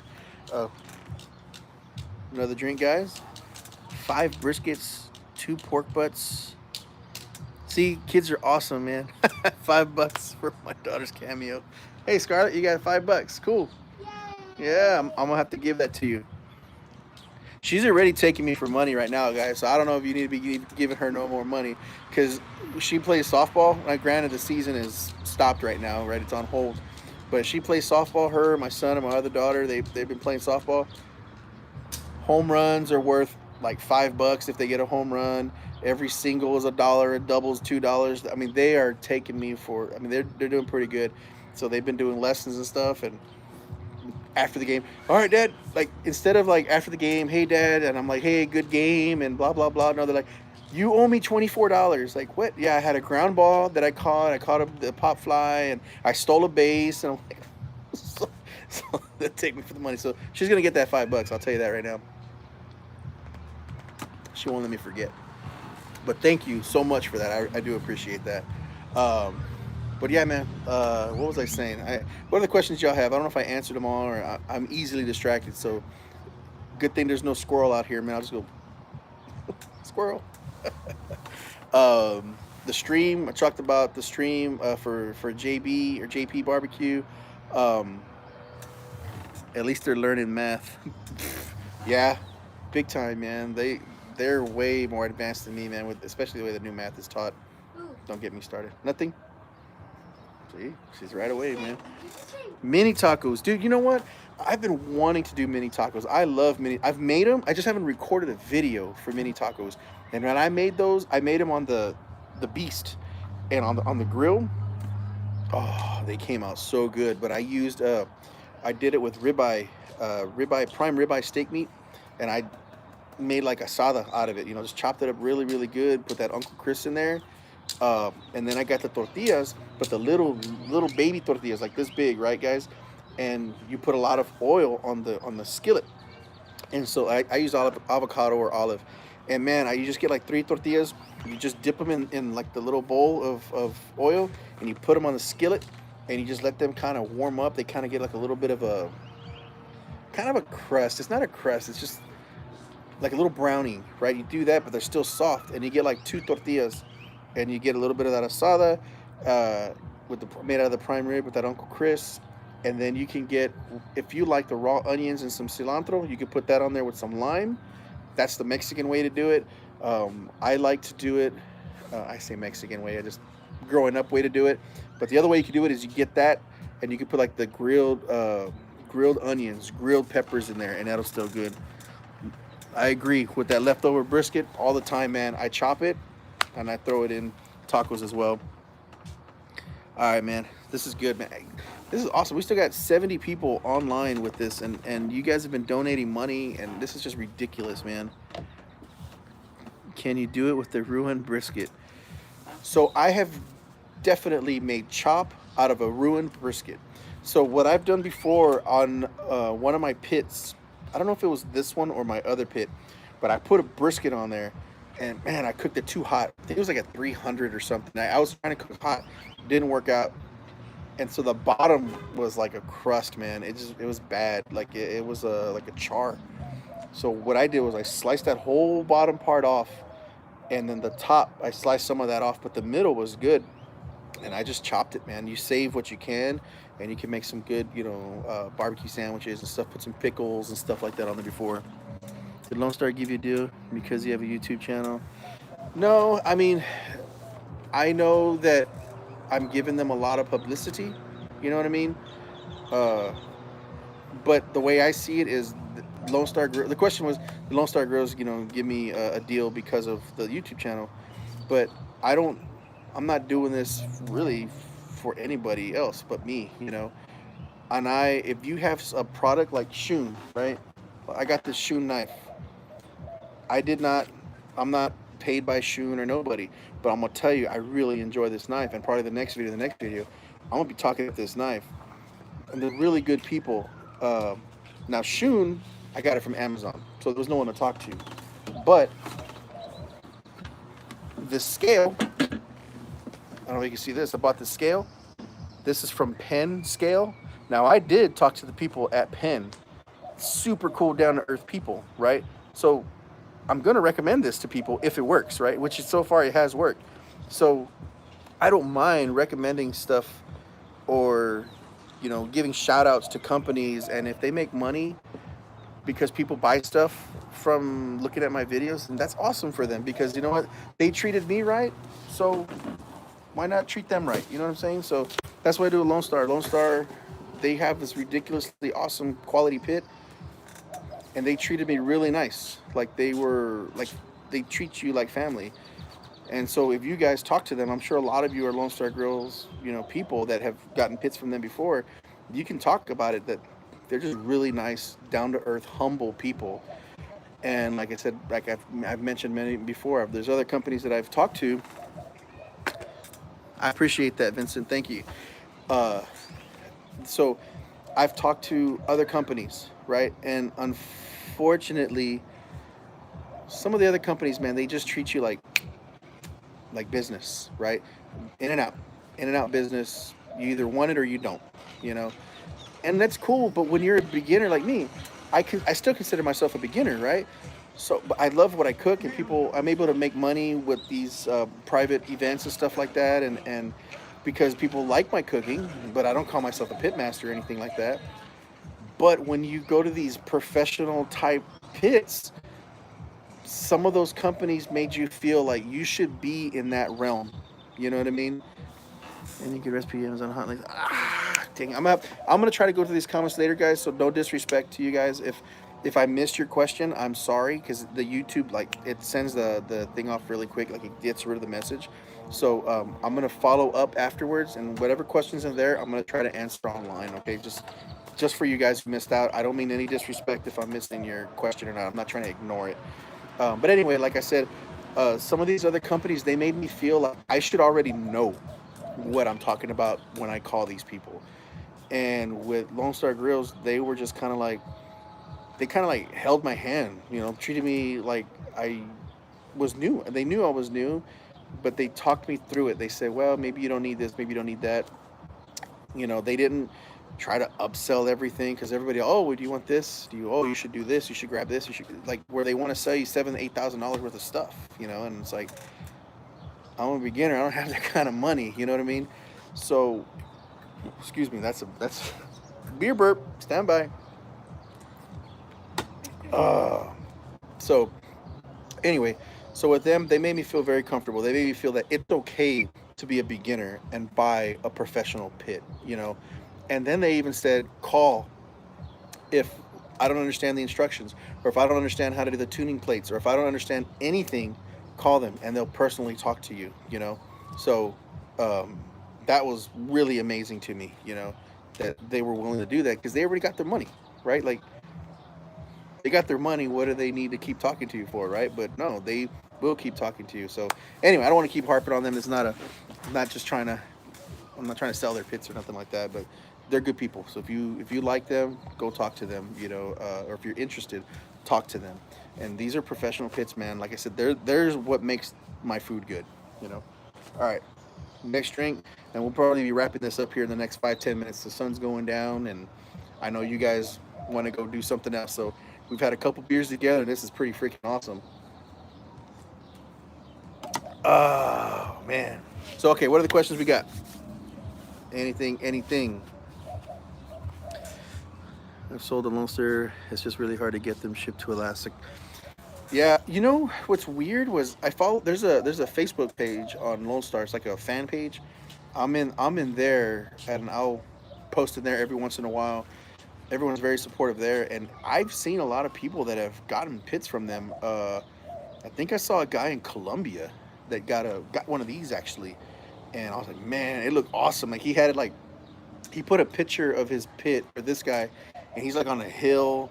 You see like all the nice trees and stuff in the background. Hey JP, hey, I appreciate it, man. Thank you for stopping in, man. You be safe too, man. Like I said, we'll be ending this shortly anyway, and then stay tuned, man, because we're gonna be doing the. I'll be showing the next video. Hopefully, the next couple weeks, I'll be having that one out too. Beef ribs, Vincent. I can't speak on the beef ribs because I haven't done them yet here on these. But there's a lot of good people online that have showed me tips and tricks. It's just every time I try to go buy the dadgum beef ribs from the store, they don't have them, so it's hard for me to do it. You know what I mean? All right, bud. See you later, JP. So beef ribs is what I want to do. Um, I haven't been able to do the dino ribs, those big ones. I haven't been able to do those yet, and I just know these things are gonna knock it out the park. You know. And I think if I cook those, I'd probably cook them up with some Uncle Chris on those too. I love the Uncle Chris seasoning. It just man, it just knocks it out. It's really good. And then like I said, boneless for my brisket. Ever smoked burgers? Absolutely, I have. I have done the smoking some burgers. They came out really good. 40% pork over shoulder, slices, Thai, paprika. Ooh, I like that. Sausage, homemade sausage. Now, one of my buddies from work, he gave me a recipe for sausage, and I want to do it, but I'm not gonna lie, I'm kind of scared to do it because it's such a big recipe in big batches, and I've never done sausage like that before. Like I gotta still buy the sausage stuffer. I gotta buy the grinder, and I want to do it, but I'm afraid to mess it up, you know, and then like not give his recipe justice because, man, he takes some of those sausages to work and awesome, man. Uncle Chris seasoning since what? Hey, thank you, man. Yeah, this Uncle Chris is great, man. The Bolner's in general is great. It's Bolner's Fiesta, and those guys are great. Every seasoning I've ever used from them is really good. Oh, speaking of, with that Uncle Chris, if y'all have never used it, uh, I think I have the link put up somewhere where you can click on it and get it from Amazon or whatever. But if you ever cook with Uncle Chris, let it sear a little bit. You can put it in your veggies. You can put like in potatoes, smoked sausage. I'm gonna have to talk to you guys on the sausages, man, because I really want to do it, but man, I'm afraid to mess it up because you're cooking so much. But anyway, Uncle Chris, when you're searing it and you're grilling it, let it crust up a little bit, guys. Let it crust up. Don't put too much because it gets crazy salty and you're just like ugh. But when you hit it up on there, it gets like this. That's why I like it because it's got big coarse chunks of herbs and salt and everything, and it really gets crusty and like a really good flavor. So try it out, man. I even buy the small one if if you don't want to, if you're too worried about it or something, just buy a small one. I bet you'll like it, man. It's really good stuff. But what I wanted to tell you guys is I don't know if you checked out my the fishing channel, right? Polish sausage. The only Polish sausage I ever eat is the kielbasa Polish sausage. I love them, but I've never made it or had like homemade Polish sausage. So I'm still new to that world. I need to find some people. But anyway, I have a fishing channel also that me and my cousin run, and it's not as big as this guy. We don't ever get to go fishing that often. Hooked Up in Backlash is the name of that one, and we have a YouTube channel and we have a Facebook page and stuff. But the cool thing about that is my cousin got this cool. I don't know if you've ever done it, but crawfish boil. If y'all done crawfish boils before, so we did a crawfish boil video, and he's actually going to post that one on our Hooked Up page, and I'm pretty excited about that one. But Are y'all selling something? no, that's okay. Barbecue or something? No, I'm not selling it. Sorry, bud. Thank you. Somebody pulled up asking if we're selling barbecue. Dang, it's awesome. They said they smelt it and they wanted to buy some. It's like, nope, not ready yet. That sounds like we'd have doing a crawfish boil tomorrow, smoked fish. I've never done smoked fish, but I'm going to. I know I'm going to put some smoked fish in here. But as far as the crawfish boil, we did one, and we got the recipe from we modified it obviously for us, but there was a guy named think he's Midnight Cravings. Midnight Cravings on YouTube, and this dude does tons of different recipes for crawfish. And there was one that he did that we just loved. It had mushrooms, corn, shrimp, and crawfish in there. And so my cousin kind of started. He's boiling first. He has all the equipment for it, and we tasted it. It was all right. Then we kind of started modifying it, and now we have like our own version of it. And but you still got to pay homage to that dude because that dude knows what he's doing. That I think believe it's Midnight Cravings. That's his name, and that dude knows what he's doing. But we kind of modified that, and so now with Fat Es BBQ, I'm starting to get into the. I want to start to get into the crawfish boil world. So I got me a boil boss. I don't know if you know what those are, and a boil boss paddle. So we got the little boil boss ring that goes around the pot, and it cools it down, and then we got the paddle. So mushroom, corn, sausage, lemon, carrots, potato. Yeah. So we do the mushrooms, but we also like the andouille sausage, and regular Eckrich sausage is good too. But the andouille sausage, you put that in there, it's good, man. Really good. And the mushrooms, I think the original recipe was like two two boxes of mushrooms, and me and my cousin put like 8 to 10 boxes of mushrooms because those mushrooms like they just hold all that flavor in it, and when you hit it, it's like boom. And then what I've been doing too was I get like a little bowl about this big, and I'll at the end of the cook I'll scoop up some of that flavor, the water from the pot. I'll scoop it, and then I'll get like a half a stick of butter, and I'll throw it in, and I'll melt it, and I'll put it together, and man, it becomes like a nice little dipping sauce. So as you're eating your crawfish, you can just man, it's coming out good. So just so you guys know, some crawfish boils are going to be coming up hopefully pretty soon. Right now I'm just waiting on buying uh, I need the pot, but I want to get a nice good pot. Send us what we got, Eric. Make sure everybody will help me make up my mind. That's going to be my. Hey, congrats to you, man. You're going to love your smoker. You're going to love your smoker, man. With smoked food in my country, Europe, it's going to be the first time this type. That's cool, man. That's cool. Good luck, man. If you guys out there can do business off of this stuff, to make your money, man, make your paper, provide for your family. Have you smoked a brisket flat? Just by itself? No. But we've done them where we've cut them in half. Check out Russ's Smoky Ribs channel for crawfish boils. Dude, Smoky Ribs, I've seen some of his stuff, man. He's a good guy, man. He's got a lot of really good videos. I haven't seen them all, but I've seen his channel, and I really like what he does. He's real soft spoken, and that's what I kind of like about him. I think I saw a crawfish video that he did one, but it wasn't necessarily the kind of like the recipe the way I like it. His was like really hot, I believe, on that one. But I'll check it out if he's got more videos in there. I'll go look. But the one we came across that we just absolutely loved was the Midnight Cravings guy. Man, that dude, he's got tons of freaking like crawfish boils that it's like, I don't know if that's all he does or not, but and there's different flavors. Like some he puts like green beans in there, and some he puts different stuff. But there was this one video we saw that we were very interested in, and hey, what's good, Andre? So we kind of wanted to go with that recipe. So that dude, we took that, and then we started modifying, and I think we're pretty close to kind of perfecting where we're at. But we like the crawfish and shrimp together, and then it's andouille sausage, the regular Eckrich sausage, beef, and then it's the celery, onions, lemons, oranges. We put the Zatarans boil and the liquid boil. We put I'm looking up because I'm trying to like picture it in my mind. We put what else goes in there? Oh, the potatoes. So we were just putting, like, they recommended just putting the red potatoes, but we put the red potatoes, and then I suggested last time we put the fingerling potatoes, which are the ones that are like purple, yellow, and red. They're small potatoes. We threw those in there. You talk about sucking up some flavor, man. Those things came out great. So yeah, we'll show you that video. The fishing channel, Lunatic. The fishing channel is called Hooked Up and Backlashed. We don't have many videos out yet. We have a few, but I think we have like 200 subscribers. It's a very small channel, so it's Hooked Up and Backlashed. And I'll tell you the story behind this, guys. So Don't make fun of me. But so Hooked Up is my cousin.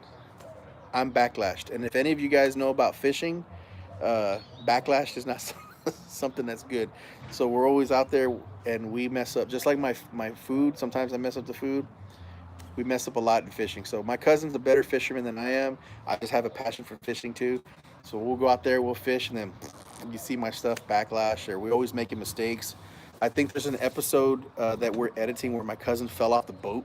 You know, that was hilarious. There's one where we have a drone shot going over my cousin. We have the drone going over him, and he's like looking all cool and nice background, sunset's going down, golden hour, awesome cinematic shot. And you see my cousin, boom, pulling out, pulling out the backlash, and they were like, "All right, let me get another shot." Boom, pulling out the backlash again. It's like, man, come on. So yeah, it's called Hooked Up and Backlash, or the N sign, Hooked Up and Backlashed. And we started off like little GoPros and stuff, and you know, I have some videos of when I would go to Big Shell here by Corpus Christi, and you know, pulling in some redfish. And the stuff that we usually fish for is going to be like your redfish, your trout, you know, and flounder, stuff like that, black drum, you know. So there's a few videos on there already. It's not as buttoned up as we would like to be, but again, we don't get to go fishing that often. Let's get another drink here, guys. Everybody, cheers. I'm almost done here, guys. So we're almost done with this video. But yeah, Hooked Up and Backlashed. If you want to check it out, I'm kind of pimping that channel. He's going to be like, hey, man, we're getting a lot of subscribers right now. Chili Verde. How many full packer briskets? Okay, so check it out, man. Andre, pork ribs, pecan rub, garlic. Oh, man, that sounds good. That sounds really good, Neil. I'm not even going to lie. Like, just reading that, it looked really good.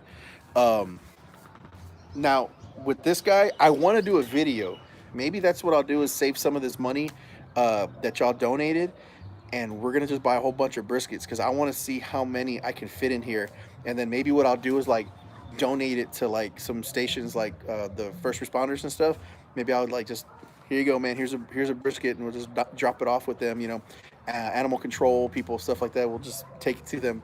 But I need to figure out a way to get some money together, and I want to see if this thing will fit 16 briskets or if it's going to be 12 fully loaded, knock it out and see how long it takes. But that's like one of my goals, is to make a video like that, to figure, because I mean, you know, it's not cheap. Briskets are not cheap. I think one of these briskets was like $60 and the other one was like 43, something like that. So you multiply that by 16, that's a big penny that I don't have right now. So but that's going to be a goal, is to load it up and find out how many briskets this thing can actually do.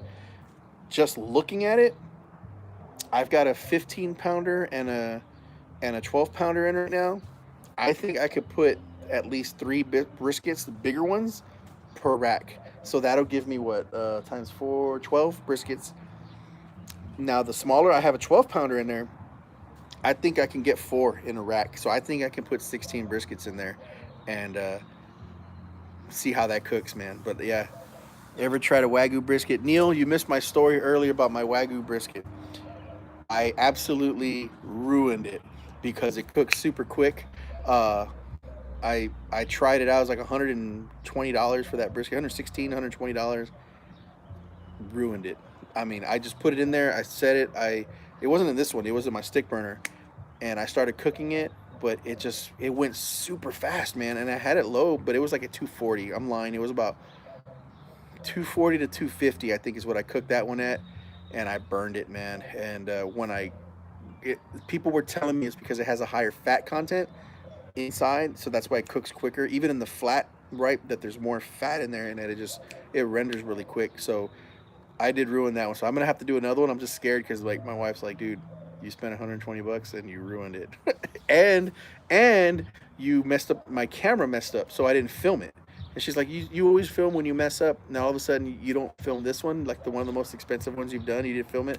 I was like, I'm sorry. So yeah, I gotta get permission from the wife again if I'm gonna buy another Wagyu, or maybe one of these like HEB or something will see that I'm always pimping their stuff, and maybe they'll donate one. You know, I don't know. Like donations are cool, man. Like if they do that, I'll I'll cook it and talk them up, you know. But anyway, I'm about to drink another drink. I'm sorry if this kind of got boring for some of y'all, but I see there's still 66 people on there. You know, I think we're like at 80 something at one point. And so, guys, I don't know what else to kind of say. If you got more questions, let me know. Um, this has been freaking awesome. This was supposed to be a 5 minute to 10 minute long live video, and you guys just freaking like started pouring in. Time to grab another cold one. Yep. 2:45 a.m. Man, you better get some sleep. Yep, we are live. I'm glad you're not bored, man. Like I said, and you know what? This is kind of cool because I'm gonna be honest with you guys, man. You okay? What's wrong? Oh, you did? Oh, okay, sorry. Hey, but I was gonna say, you know what? All right, man. We'll see you later, Michael. It's like we're all on this lockdown with this virus stuff, right? Can't go anywhere. We gotta wear masks, right? It's kind of crazy, right? I mean, we've never in our lifetime had to deal with this before, but this is kind of cool. This is good for me because I feel like I'm hanging out with people. I feel like I'm hanging out with my friends. I feel I'm having a beer with people. It's like virtual, yeah, squirrel. I'm like hanging out with people virtually, and this is really, really cool, man. You know what I mean? Um, it's just like, it's just fun. It's just really, really fun, you know? Hey, thanks, Vincent. I appreciate it, man. So, as far as insulated versus non-insulated vertical smoker, if you're just gonna get the smoker, I would think about the insulator. Now, how about that knife? Hey, James, did you see the knife? Anybody want to see the knife again? Anybody? I'm gonna show it anyway. And somebody made a Crocodile Dundee reference yesterday. That's not a knife. This is a knife. So check it out, man. There you go. See that, guys? Whew. Oh my gosh, 700 bucks. So this right here, I did post a link for this knife on, I think I posted the link on my unboxing video. If not, it's for sure going to be on this next brisket video, and I can even, when this finalizes, I can post the link there, but I don't want to drop it or anything. I want to kind of show you guys nice, but you see they said this is called Damascus steel, so you can see those ripples in it. You see that? So, and it's super, super sharp, man. And then the thing that I like about it is that it's curved and it has a nice spine. Because the way I like, yeah, here's the grip. Try not to cut myself. Where's the camera? Right there. So there's that. You see, it's kind of got a little bit of a, like it kind of comes out, and it's real good for your fingers. You know, like it just grips really nice. Right, there's the handle right there, all the way around. Right. Hey, you're welcome, Gerald. Good luck on that lamb. So, right there. Like I said, I think they called it Damascus steel, you know, and so like when you hold it, it just fits really, really well, and then you got that little blockage right there just in case. But the way I hold it, I like holding it like this, right? And it's maybe a bad habit. I don't know. Maybe it's a bad technique. But when I had that other knife, my Dexter, I mean, I paid 50 bucks for that Dexter like 8 years ago. To me, that was an expensive knife, you know. But I know in the barbecue world, that's like cheapy. And now I think you can get that Dexter knife for like 20 bucks, you know. But that one had that big curve, and I like to, right? I like to hang it. Hey, thanks, Roby. Thanks, man. I appreciate it. The spine or blade for hammered. Oh, it was hammered. Nice. So, man, this is like legit, huh? Can you post a video later trimming with a knife? Absolutely. So I have a video that I'm making. Well, not right now, but this video I recorded earlier, me trimming the brisket, and you're gonna see, like, I just held it and just went boom, and it was like a razor blade, man. It was like scary how sharp this knife was. So I'm just like, I ain't messing around with this guy, you know. But I got, basically what I did was I started cutting some of the fat, and usually I just kind of do this when I cut, because I like to put my finger on the spine, and I just do that. And seriously, all I had to do was just hold it up, boom, and it went right through, man. That knife, this knife is freaking awesome. But I'm keeping it in the sleeve because I don't have a wood block to store it in. So I'm just washing it, drying it off, and I'm putting it back in here because I ain't messing around. I don't want to damage it like I did my other knife. Um, so like I said, I got the knife, and then I got the scale. Those are the two new toys that I got. And I have, yeah, and you know what? Like, this knife was like 150 bucks, and my mom probably would be like super upset with me for buying a dadgum knife that expensive back in the day if I was at home. But you know, it's well worth it. And you know what? Like I said, I got it from you guys. So my last brisket video, when I did this one, the brisket came out great, but man, when I was trimming it, it was terrible. It was terrible. And you guys let me know right away, hey man, get yourself a better knife. So I listened to you guys, man. Excuse me, I burped. I listened to you guys. Like, took your advice. This was some of um, the Shun. There was another one called Wusthof or Wusthof, something like that, and another one called with a V. It had a V and a long name. It's like different names. Oh, okay. Yeah, the Shun was great. And so here's the reasons I went with Shun. So one was I like that curved edge, right? And the other ones, a lot of them had the straight, real straight, almost looks like a fillet knife, right? The second reason was because I saw a video with Aaron Franklin, right? Everyone knows who that dude is. He's like the master of masters of barbecue and brisket. Um, I believe he was at like Texas A&M, and he was trimming some briskets, and he was giving a class on how to trim briskets. I think y'all might have even seen this video online. It's on YouTube. And I noticed the knife that he was cutting with, it looked like this one. So I don't know that it was for sure, but it looked like this one. And he was just, man, he was just going through it like nothing, you know? Yeah, I don't know. Fuji system. I don't know what that is. I'm assuming that looks like the same mark here. Pretty cool. Um, but yeah, so Aaron Franklin that was number two. Was I saw the master using it, right? So I'm like, if that dude uses it, it's called who stop? Yeah, yeah. The one I got is Japanese. It's the Shun. It's absolutely Japanese. But the reason I'm saying the reason I went with this one, I don't know if I would be a pit master, but I appreciate the good vibes. But anyway, the third reason I went with them, one was because I like the curved edge. Two was because it was cool, right? Well, two was because Aaron Franklin was using it. And number three was I don't know if you know who Alton Brown is, or is it Anton Alton Brown? Alton Brown. He's the dude from Good Eats. Uh, that dude, man, I love watching his videos. I used to watch his show. Uh, and that's where I got like some of my recipe for the turkey that I did was from him. Uh, and dude's like brings a science approach to the videos, right? And so I came across when I was trying to review these knives, it was those three, the Wust, I can't say it, but the German one, and then the one with the V, and then the Shun, right? And finally, I saw a video by Alton Brown, and it was about Shun. And he says that he loves those knives, and he went all scientific with it. He was explaining the metals and how it's put together, and I was like, that's it. I'm buying that one. You know, if my guy, Aaron Franklin, and then this dude love it, man. I'm gonna buy me a Shun knife. Uh, thank you, sir. Um, so I was definitely gonna buy it. Looking to buy the offset. What would you recommend? Looking to buy an offset. So, Tin Man, you're looking to buy an offset smoker. Um, it depends on how much. First off, how much you want to cook, right?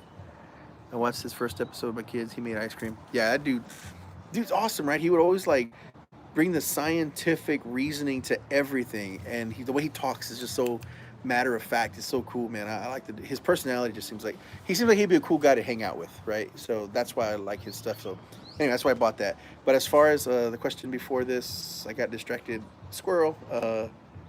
What did they say? They said something about, man, I wish I could scroll back. Offset smoker. What do you recommend? So it depends on how much you want to cook. If you got a lot of meat, then yes, get the bigger, the 48 inch, wide. I think they have I would probably do like a 36 inch if you're just kind of in between. If you just want to cook for family and yourself, and you're not going into business or anything like that, you can get away with a smaller one. You know, I have not done one on barbacoa, man, but I'm going to. I just need to learn first how to do it, and then I'll do a barbacoa one with the actual head, man. But anyway, So I think the 36 with the offset. Now, if you get the offset, the thing that I would definitely recommend is that the half inch firebox. Do the upgrade if you can. If you know, if financially you're able to do it, I definitely recommend going to half inch firebox because for me, that thing held temp a lot better than pits that I've had in the past. Uh, it's there's a little bit more room for error if you forget to put a stick on. You know, if you forget, it just stays hot. You know, so that half inch firebox, and then you get that big old thick laser cut plate. Awesome. Now, as far as the other side, I would personally probably go with like a 36 inch if I'm just cooking for family. That's plenty of space. You can cook briskets, probably like two briskets on there. Uh, you know, sausages, chicken. You could cook anything on that, you know. So I would kind of maybe be around there. If you're looking for something bigger where you want to do it, then yeah, definitely the 48 inch. Me, I did the 48, I did the 24 firebox half inch steel, the 48-inch main chamber, and then I did the 24-inch vertical chamber. And if I could go back, I would have made it to the bigger vertical chamber because I would love more room to cook, to give more clients, which is why this guy's here too because now I can support a bunch of clients. You know what I mean, with a lot of food. Um, so whatever they need, I'm going to be able to cook it. You know. Um, so yeah, and I'll probably cook it on this first because this is a set it and forget it. So we've been at it for an hour and something. Let's check the temperature real quick, guys. Let's take a standby, quick swig. I think last time I said it was at 220. Let's take a look.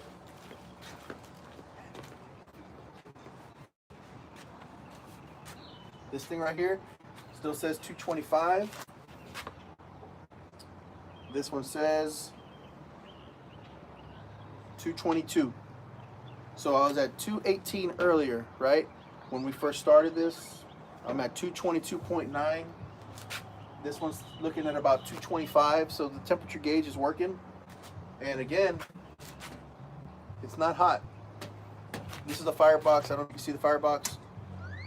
I can touch it, no problem. It's not hot. You can't do that with your offset, right? It's warm, but it's not hot. So it's incredible. And then the briskets. One brisket is at, standby, 133.1, and the other one is at 152.4. So they're cooking right along. They might even be close to the stall. It's getting dark out here.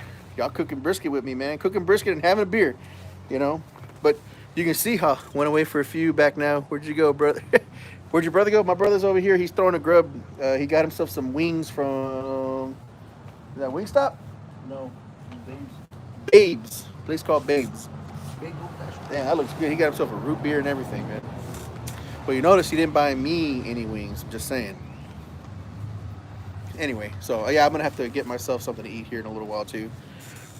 Hey, thanks, man. I appreciate it, Sweet Luz. Do you mop or baste your briskets when they're smoking? Oh, you know what? That's a very good.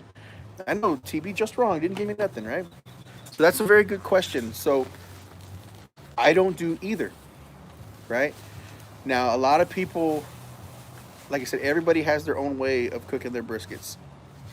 And for me, I just leave them alone. I rarely even wrap them. The only time I wrap them is if I need to hurry up. Let's say a client needs their food, and I like time wise, you have to calculate when they need them. If you need it by a certain time, then maybe I'll do the foil wrap or the butcher paper wrap.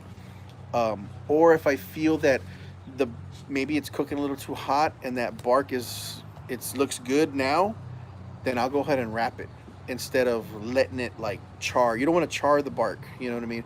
And I know some videos I've had in the past, like it doesn't do it justice when you see the video, like in my kitchen, because it's like, for whatever reason, my lights in my kitchen make everything look blue. But you want that like mahogany, nice color, you know? You mop them once an hour, you know, and the reason I don't touch them or spritz them or do anything is I don't want to mess with that bark. And in here, it's like you have that big water pan, you know, on the bottom. So it's going to be moist anyway, you know. It's not steam. Like it's not a rolling boil when you open it and you see steam everywhere. It's not like that. There's nothing dripping in there. It's just moisture in there. Like you can see it. Excuse me, I'm starting to hiccup now. You can see above the water You can see like the little smoke, like vapors, but you don't see any condensation anywhere. But it is method and I missed it. Hi from Corpus. What's up, Corpus? No, I'm good, Joseph. I'm just messing around. No, those look hot, dude. Got some hot wings, man. So yeah, so I don't mop, I don't baste, and even my ribs I don't mop or baste. The only thing I'll do, why do you do your smoking in the front yard? That's another good question too. Remember that question. Why do I smoke in the front yard and not in the back? So let me finish up with the other one though. With my ribs and stuff, I'll cook them. Hey, there's a drone. What's up? Got drone people up above us now. And but this is also another reason why I barbecue in the front is I get to see people. There's a badass Jeep right there, man, going by. So anyway, I like to when I do my ribs inside, I love squirrel, man. I'm telling you, when I see something, so my ribs, I'll cook them, and then once you can tell that they're almost done. That's when I hit them up with the KC masterpiece. I don't know that's cheating. People are like, dude, that's KC. That's like store bought stuff. Like you don't make your own. Like no, I just KC masterpiece. I put it over all of it, and then I let it caramelize, and then it'll finish up. So when you pick it up, it kind of like breaks a little bit. Beautiful. That's like the only thing that comes close to me basting or spritzing or anything. But if I look at it and I open up that pit and I see it looking a little too cue the squirrel. If I see a little too dry, then I'll hit it with some spritz, which will be apple cider, mixed with some brown sugar. You know, that's pretty much what it'll be. That's as far as my spritzing will go. And briskets, I never spritz, nothing. The other question was what, Joseph? Front yard? Yeah. So, never done the offset with water. I tried the offset with water one time, and it was a little bit more condensation. I've only did it once, and I didn't perfect it, you know. I would be willing to try it again, though.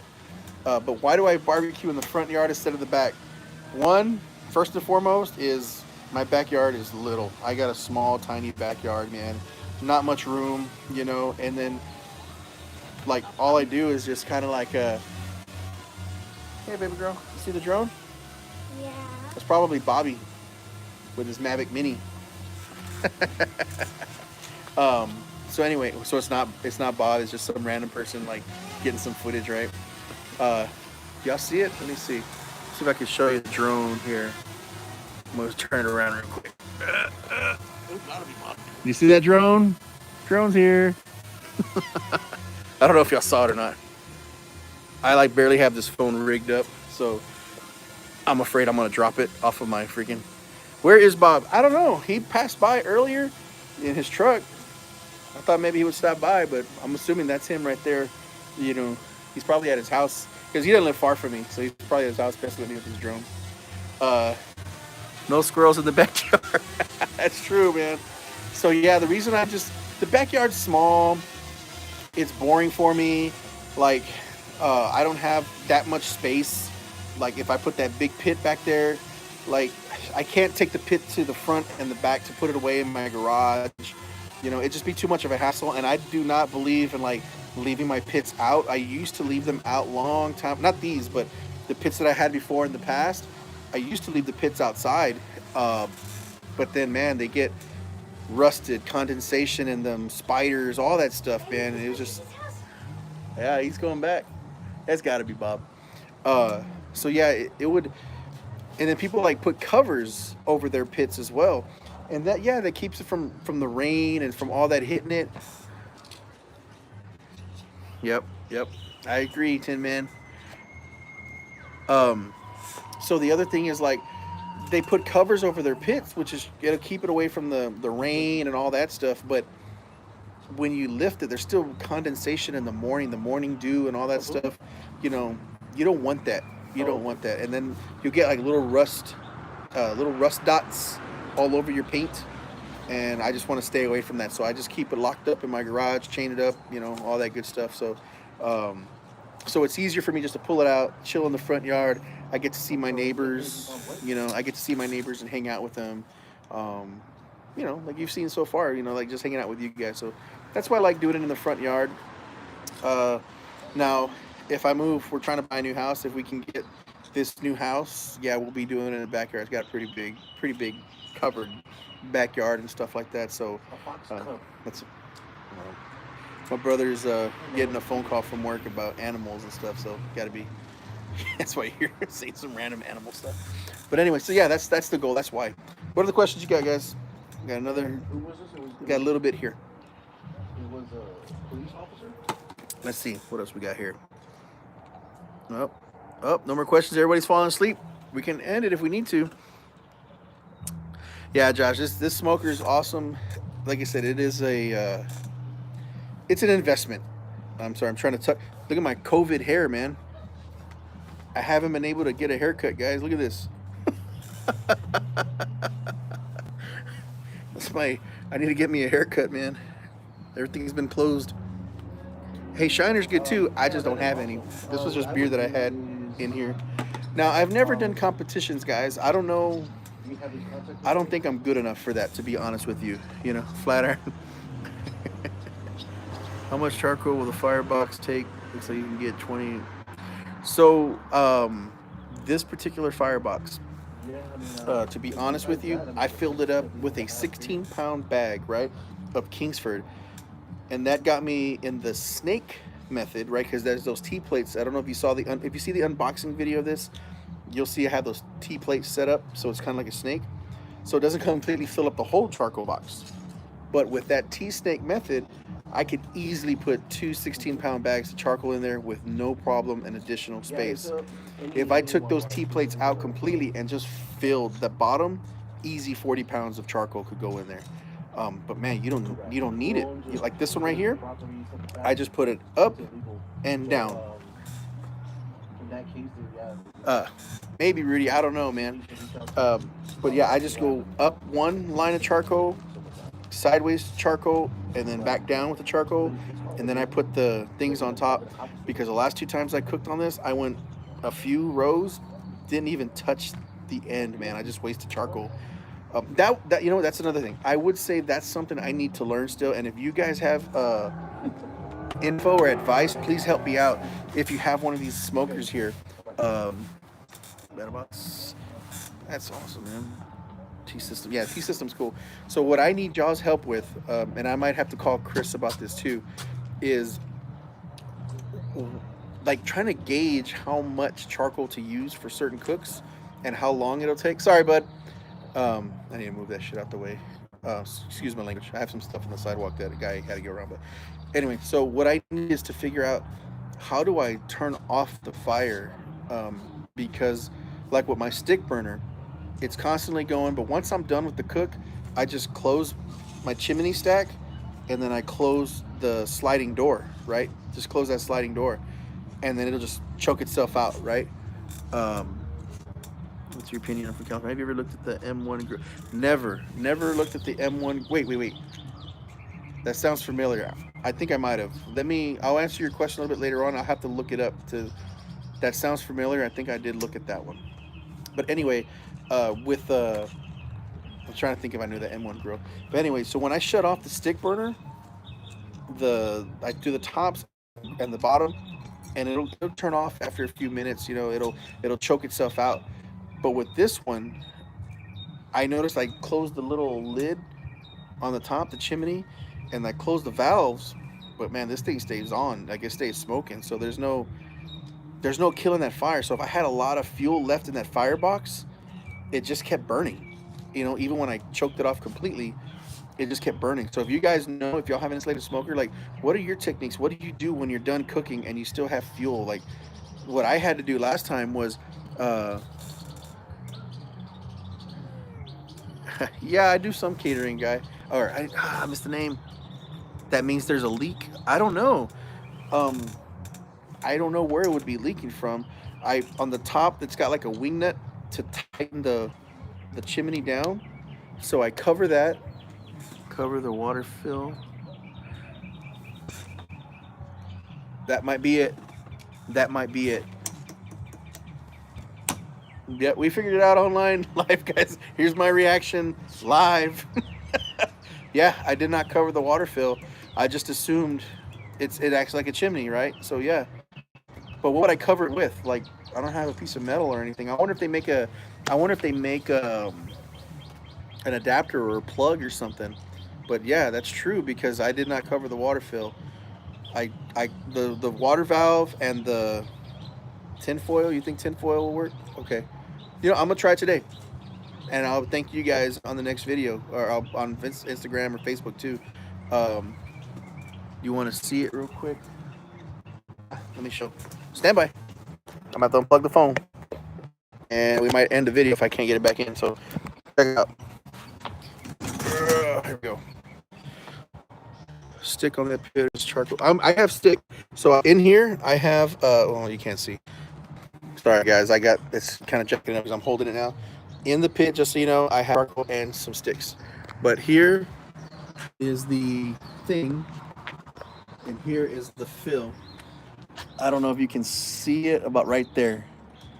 That's the fill, and then this is the stack. And then over here, these are the ball valves, right? And this is where I'm at with this one right now.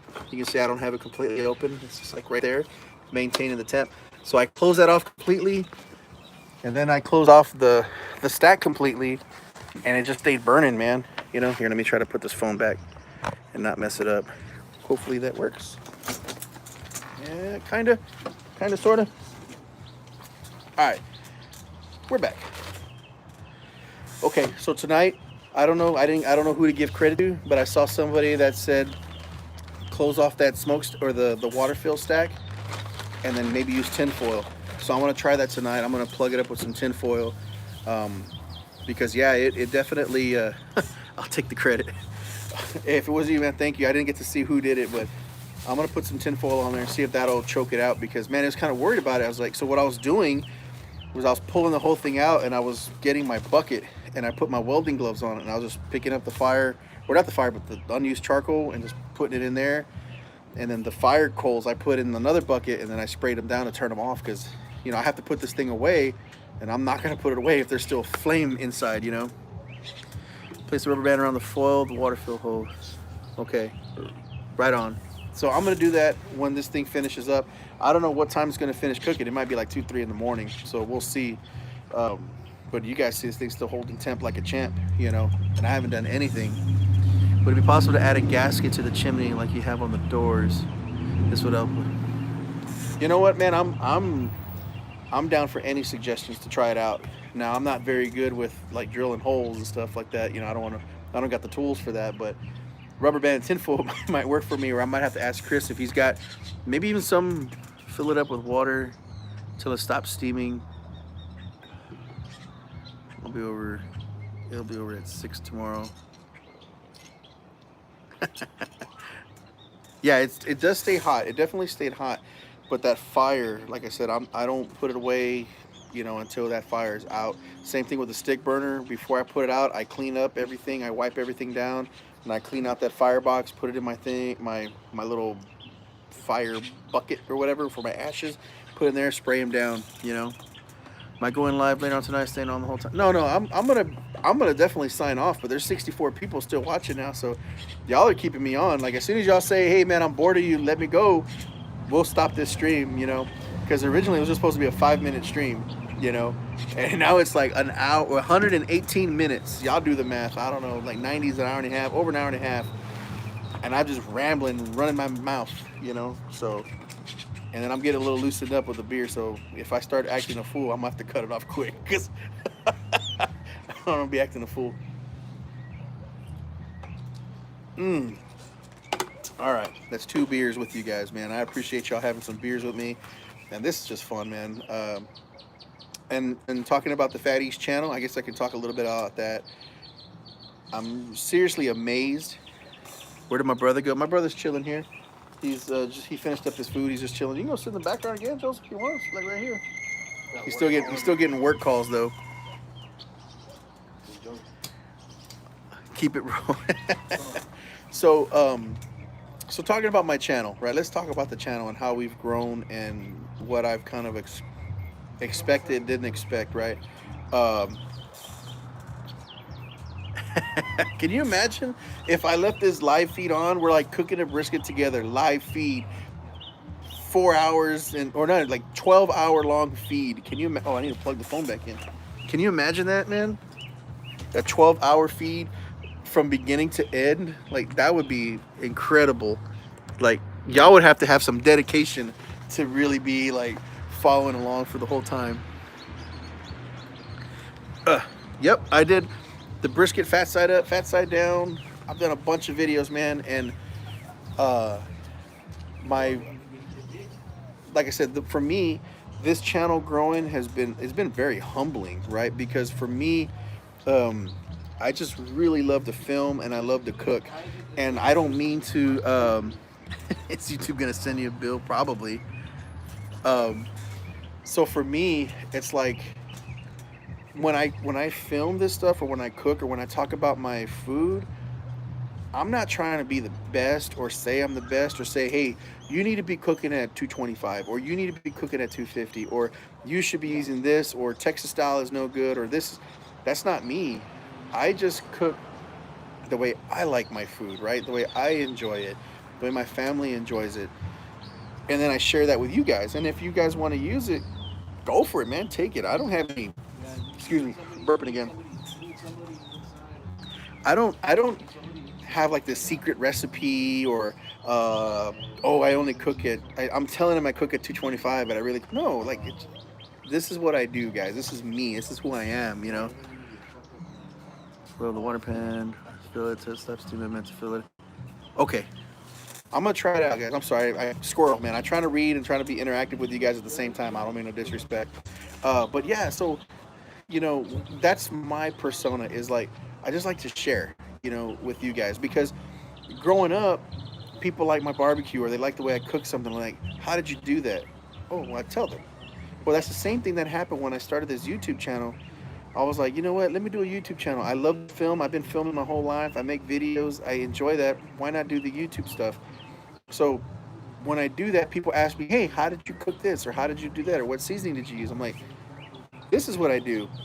But then, of course, you get the, I don't want to call them necessarily, we get the negative people that'll tell you, oh, you don't know what you're doing. You know, or this is ridiculous. You shouldn't even have a channel, or all this other stuff. And then at the beginning, I was like, ouch. You know, like man, that's okay, okay. I'm gonna have to look at these comments later on. So at the beginning, I was like, man, that kind of hurts. You know, like that those comments are hurting, and a lot of negative feedback sometimes. There's a lot of positive, but then there was some people that just, man, they hit you like, man, maybe I should not be doing this stuff. Maybe I shouldn't be filming or something. But then I just kind of learned, you know what?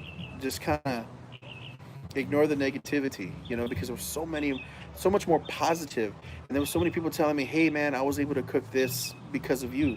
I'm like, really, man, that's awesome. You know, that's super cool. And I hope you enjoyed it, you know, like the torta video. A lot of people never even knew what a torta was, right? Which is just a sandwich, Mexican sandwich, but toasted. And a lot of people didn't know what that was. And they tried it out and they loved it. And I was like, dude, I was able to spread this method or my way across the freaking nation or world or whatever, and somebody in California or put the UK or Canada saw this and they made this torta over there, and I thought that was pretty amazing. You know what I mean? So that's why I kept doing it. You know? Hey man, that's good, Andre. I'm telling you, man, you're gonna love it. You're gonna love it. And like I said, talk to them. He said that I'm one of the reasons why he's getting an LSG or a Low Star Grill, but you know, talk to them too. You know, and you'll see they're good people, man. And I know there's definitely other pits out there. These are other makers, and they can make some awesome stuff too. But I just became loyal to them because they happened to be that they made me feel good. You know.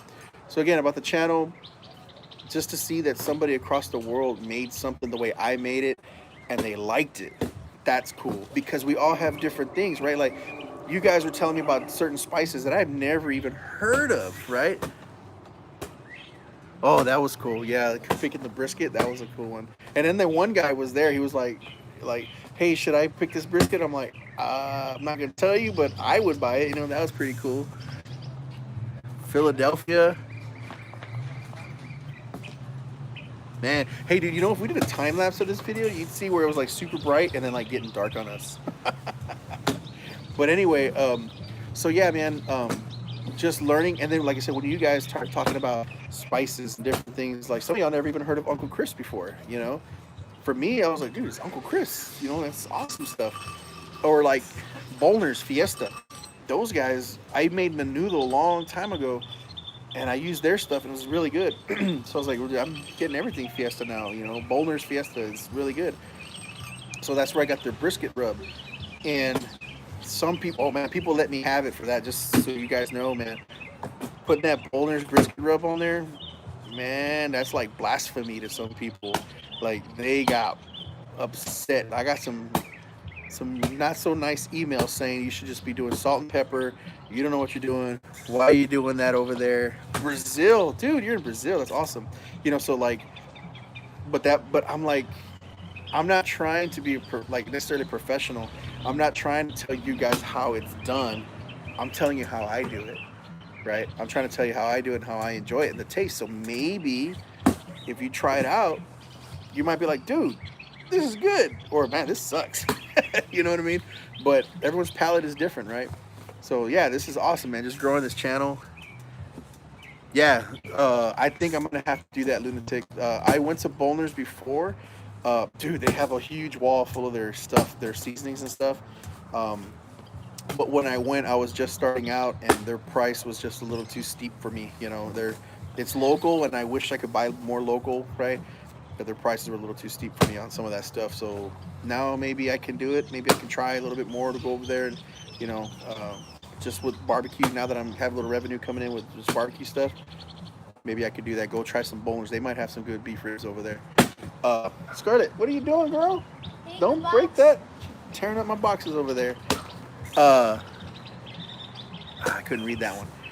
But yeah, so now we're here like on this channel, and y'all freaking like it grew from like 300 subscribers, and I was like above the moon on that one, man. When I hit 300 subscribers, that's why I have it on my main channel. The video from me about 300 subscribers, because to me that's like a big moment for us when we hit 300, and now we're almost like at 36,000 subscribers. And actually, there's so many people that are better than me out there. They've got like 100,000 subscribers, 200, 300,000 subscribers. Those views are awesome, and maybe we'll get there one day. Who knows, man? And if not, that's okay, you know, because I'm enjoying what I do. But I'm sitting here, and for the first time ever, doing a live video with you guys, and I get a donation. I'm like, what? And I get another donate, and now we're like, I think he says I have like 48 bucks of donations. Like, what? Like, that's crazy. Like, never did I mean, I didn't ask for that, but it's much appreciated. But it's like, that's how much this channel is growing, that people are willing to, they like what I do. So that makes me feel good, guys. You know, that makes them, you need some brisket, huh? It makes me feel good. And like I said, guys, when I say, I always start my videos, right? I always start, hey, everybody, welcome to Fat Es BBQ. Thank you so much for joining in. That's what I say. That's my line, but it's because I mean it, right? Thank you so much for joining in, guys. Like, it's incredible to see how many people and how big this daggum channel has gotten, you know? I mean, I got my face on my logo. Like, that's crazy, you know? I got a shout out. If y'all guys are looking for designs, smoke. If y'all are looking for designs, man, a designer, my boy, I got a boy. He's good, man. His name's Nabor. That dude, he's the one that designed my logo, and that dude, man, he's awesome. He did that. He made my face, and I was like, dude, that's really really cool. You know, Fat Es BBQ, ridiculously cool. So if any of y'all need anything like that, let me know. We're on the northwest side of San Antonio out here, man. Let's see. Hey, there's Hooked Up in Backlash. I knew it was Bobby. I knew it was Bobby that was over here with that drone. He signed in. My cousin just signed in to Hooked Up in Backlash. But anyway, man, guys, like I said, I'm sorry if I'm boring you. I'm just having some fun out here. Had a couple beers. I'm out of beer. I'm not gonna drink any more beer. But if y'all got any more questions, let me know. Otherwise, we'll end this here shortly. Like I said, I'm super happy with where this channel has gone and how much it's grown. And dude, like, there's 58 still on here. I'm not saying anything, and there's still 58. Do you like barbecue sauce with a hot kick to it? Okay, you know what? So hey, Samurai, I'm cooking up 2 double briskets, man. We got double briskets on there. Now, as far as barbecue sauce, Man, so it depends on what I'm eating. And I know that sounds stupid, but I like eating barbecue sauce that's sweeter when I'm having ribs, right? So on my ribs, I like a sweeter sauce. When I'm eating brisket, I usually don't eat any sauce, but if I do have a sauce, it's like a vinegary type of sauce that I like with that, you know. But I do like the sweeter stuff, and if it's got a little kick, I'm cool with it. Rudy's here in San Antonio has a pretty good sauce. It's got a lot of kick.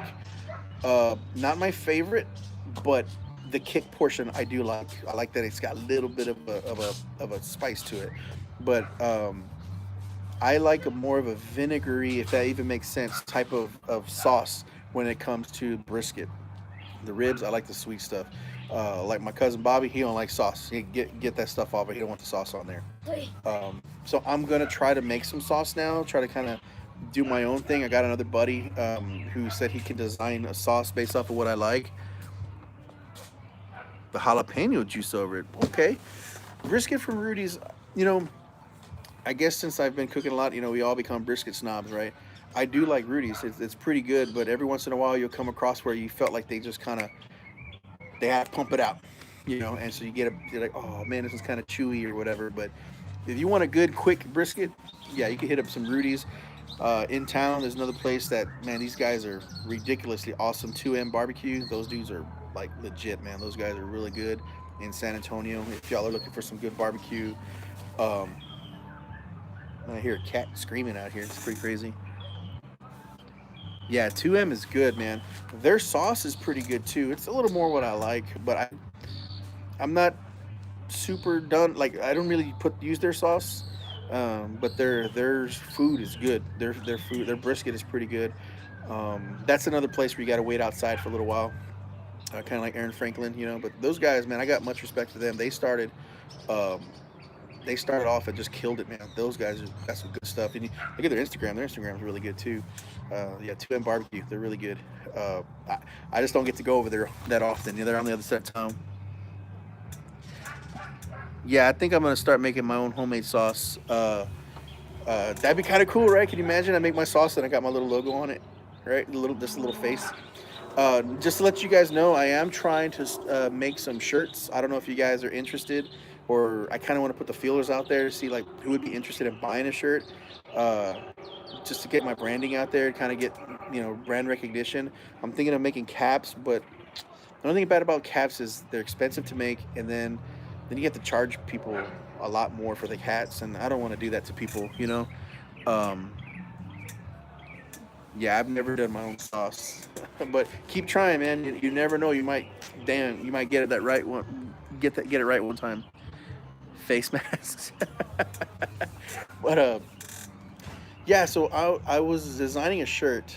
I was having a shirt design where it's got the Fatties logo, the YouTube channel in the back, you know, and those. The only problem is I have to buy so many, like a big batch, and then I gotta hope that I sell them all, so that way I can kind of make a little bit of money off of it, you know. So that's kind of scary for me, is to take that plunge, and then if nobody wants them, then I'm gonna have a big old stack of shirts here that I paid, almost $1,000 for, and just eat that. That's tough for me to eat. But if there's people out there that would want a shirt, then maybe I can do it. Maybe I can pull it and then just let them, just for brand recognition. I am gonna make some decals too, though. Hats are expensive. Yeah, you know what I mean. Yeah, the hats are just they're cool, but they're expensive, man. So it's just like it's tough. It's tough with the hats, but I think I might do some decals. I don't know if you guys would be interested in that, but like those vinyl decals to put in like the back of your truck or something like that. I think those are pretty cool. I'd put one on my car, So if you guys uh, grease stuff, right, miles. I have to look at that later on. I have a line in my. I can't see it all right now. But yeah, so I'm thinking about some decals for like the back of the windshield or something like that, rear windshield.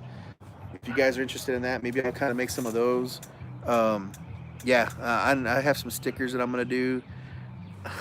The Carolinas, man. I was gonna go to the Carolinas too, man. that then they had a hurricane and I couldn't go out there. But anyway, that's a different story. But so yeah, I was thinking about the t-shirts and stickers to start off with. There's t-shirts and decals. Um, you know, and then maybe I could get it out there. Like I said, I don't. My things, I don't want to charge people. I don't want to become rich off of it. That's not what I'm trying to do. I'm trying to get like the brand out there. But then I don't want to turn people off, you know, by being that guy that just wants to sell his stuff, you know, all the time. But I would have to sell it at a decent price so I could get it out there and ship it and stuff like that. But so it varies, right? Uh, oh yeah, dude, I've had like 10 neighbors already come by and wave, say hi, and stuff like that. Um, so anyway, what was I saying? Hi, squirrel. The decal. So it ranges in price. It depends on how detailed your thing is. So definitely call up Chris and them over there. Charlotte moved to San Antonio. You can just, if you're here in San Antonio and you really want a brisket, it's kind of tough. I don't really cook just one brisket. I usually cook multiple. So if you have like a big event, let me know and I'll do that because it just helps. It's easier for me to cook more briskets and get everything set up, and then I can sell those. You know, if I got a bunch of them, a big cook or something. So you can message me or something on, you know, hit up Fat Es BBQ on Facebook or something. You can message me there. But anyway, like I said, the decal. Talk to Chris and them. They'll, depending on how detailed your logo is. I honestly don't remember how much it was, and if I say a number, I'll be lying. I don't want to scare somebody off, you know. But it was a couple $100, I think, to get it done. But I don't remember how much I paid. But call them up, talk to them, and they can give you a good quote. What's up, baby girl? Okay, get some sparrows. I want to go to 2M. We all want to go to 2M, man. That place is good, man. Those guys are legit. You know, I guess technically they'd be competition, but I don't care, man. Those guys are freaking good. You should go visit them if you can. But anyway, man, like I said, man, I've been rambling for almost 2 hours, man. All right, Seth, you know what? I think I might end up ending this video too because it's getting dark and you can see this coming down. Let's do one last check of the temp. All right, so we've been here for a few hours. You don't worry about charging to cook brisket, same stuff. Yeah, I guess so, man. You know, like, I guess it's different. Like when you see a bunch of people that are well established, like the people with 100,000 subscribers, and they're selling their shirts for $30 and all that stuff. Like, that's good for them. Like, that's awesome. But for me, I don't. Maybe it's just me being like humble, maybe, or something. Like, I don't feel that I'm that good that someone's gonna be like, yeah, let me buy a shirt from Fat Es BBQ. Like, I don't see that happening, you know. But maybe it will happen. Maybe it'll take off. Maybe like people want the shirts, you know. But I might just try it out and see what happens, you know. But let's take a look at the temperature real quick and see where we're at. So we've been 137 minutes on this live stream, and I have not checked that, like, how to put anything in that thing. So let's take a look real quick.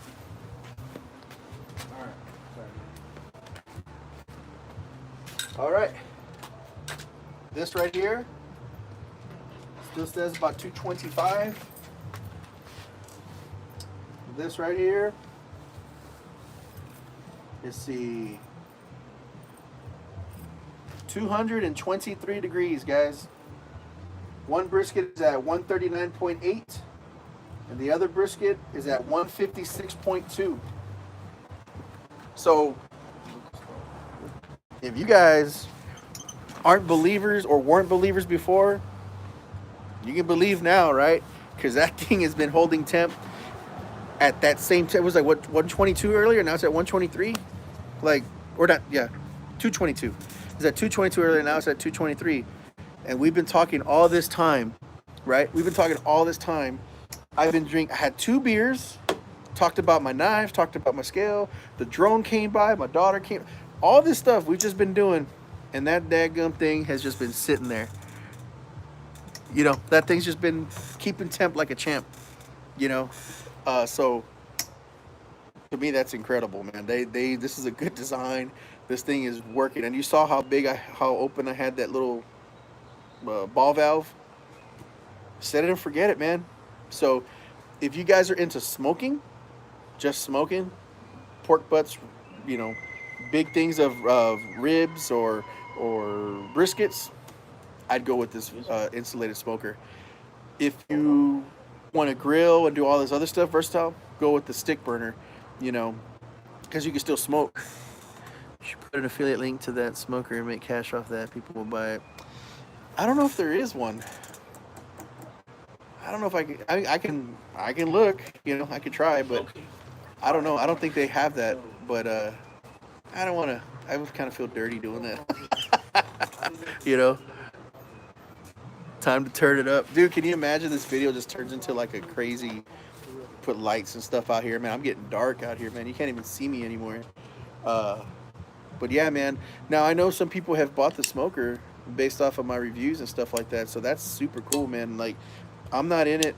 Like I said, it's cool to make money off of the YouTube. Don't get me wrong. That's awesome.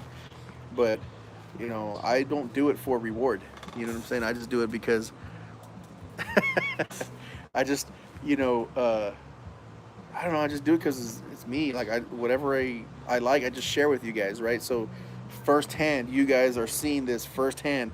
You know, obviously, I'm not blowing, lack of better terms, smoke up your butts, right? Like, I'm telling you the truth. Like, when I was like, oh, this thing's gonna hold temp in my last videos and stuff, like, I'm telling you the truth. So if anything, this is helping me definitely tell you, like, you know, verify what I've been telling you before, that I'm not lying. I'm not in it, you know, for anything. Just there it is, man. It's holding temp perfectly, you know.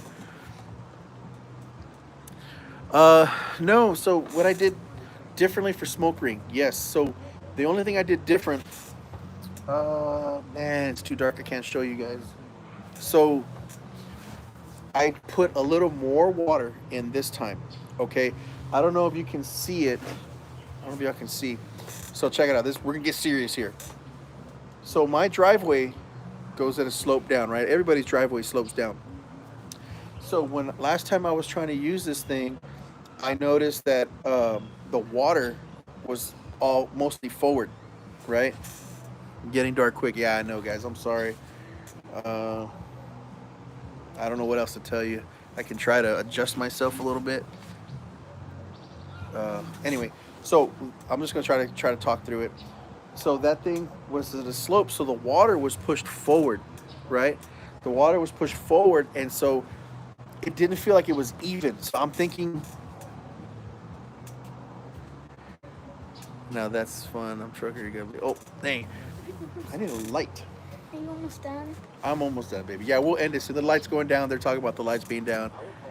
Let me just finish this conversation with them real quick at this point. I'll finish this point, guys, and then we'll end the stream because I don't want y'all looking at a black screen, and I don't want to bore you guys. So anyway, so what I was trying to say was this thing, my driveway goes down at a slope, and this is important, so listen up, right?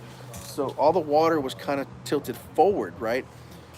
It wasn't level, so I felt like I wasn't getting an even, like, water, like the water wasn't keeping the temp where it should have been, right? So what I did today, so I was thinking maybe that's why it cooked quicker. Maybe there was some more steam coming out. Like maybe some of the water was going over and hitting the firebox or something over it. Maybe that was causing steam. I don't know. And like maybe the back part, because it was kind of bald in the back, like there wasn't that much water. And I couldn't fill it up too much because then it would pour over, right? And then the back part of that water pan was very thin. So I was thinking maybe it evaporated too quick and that part got hot.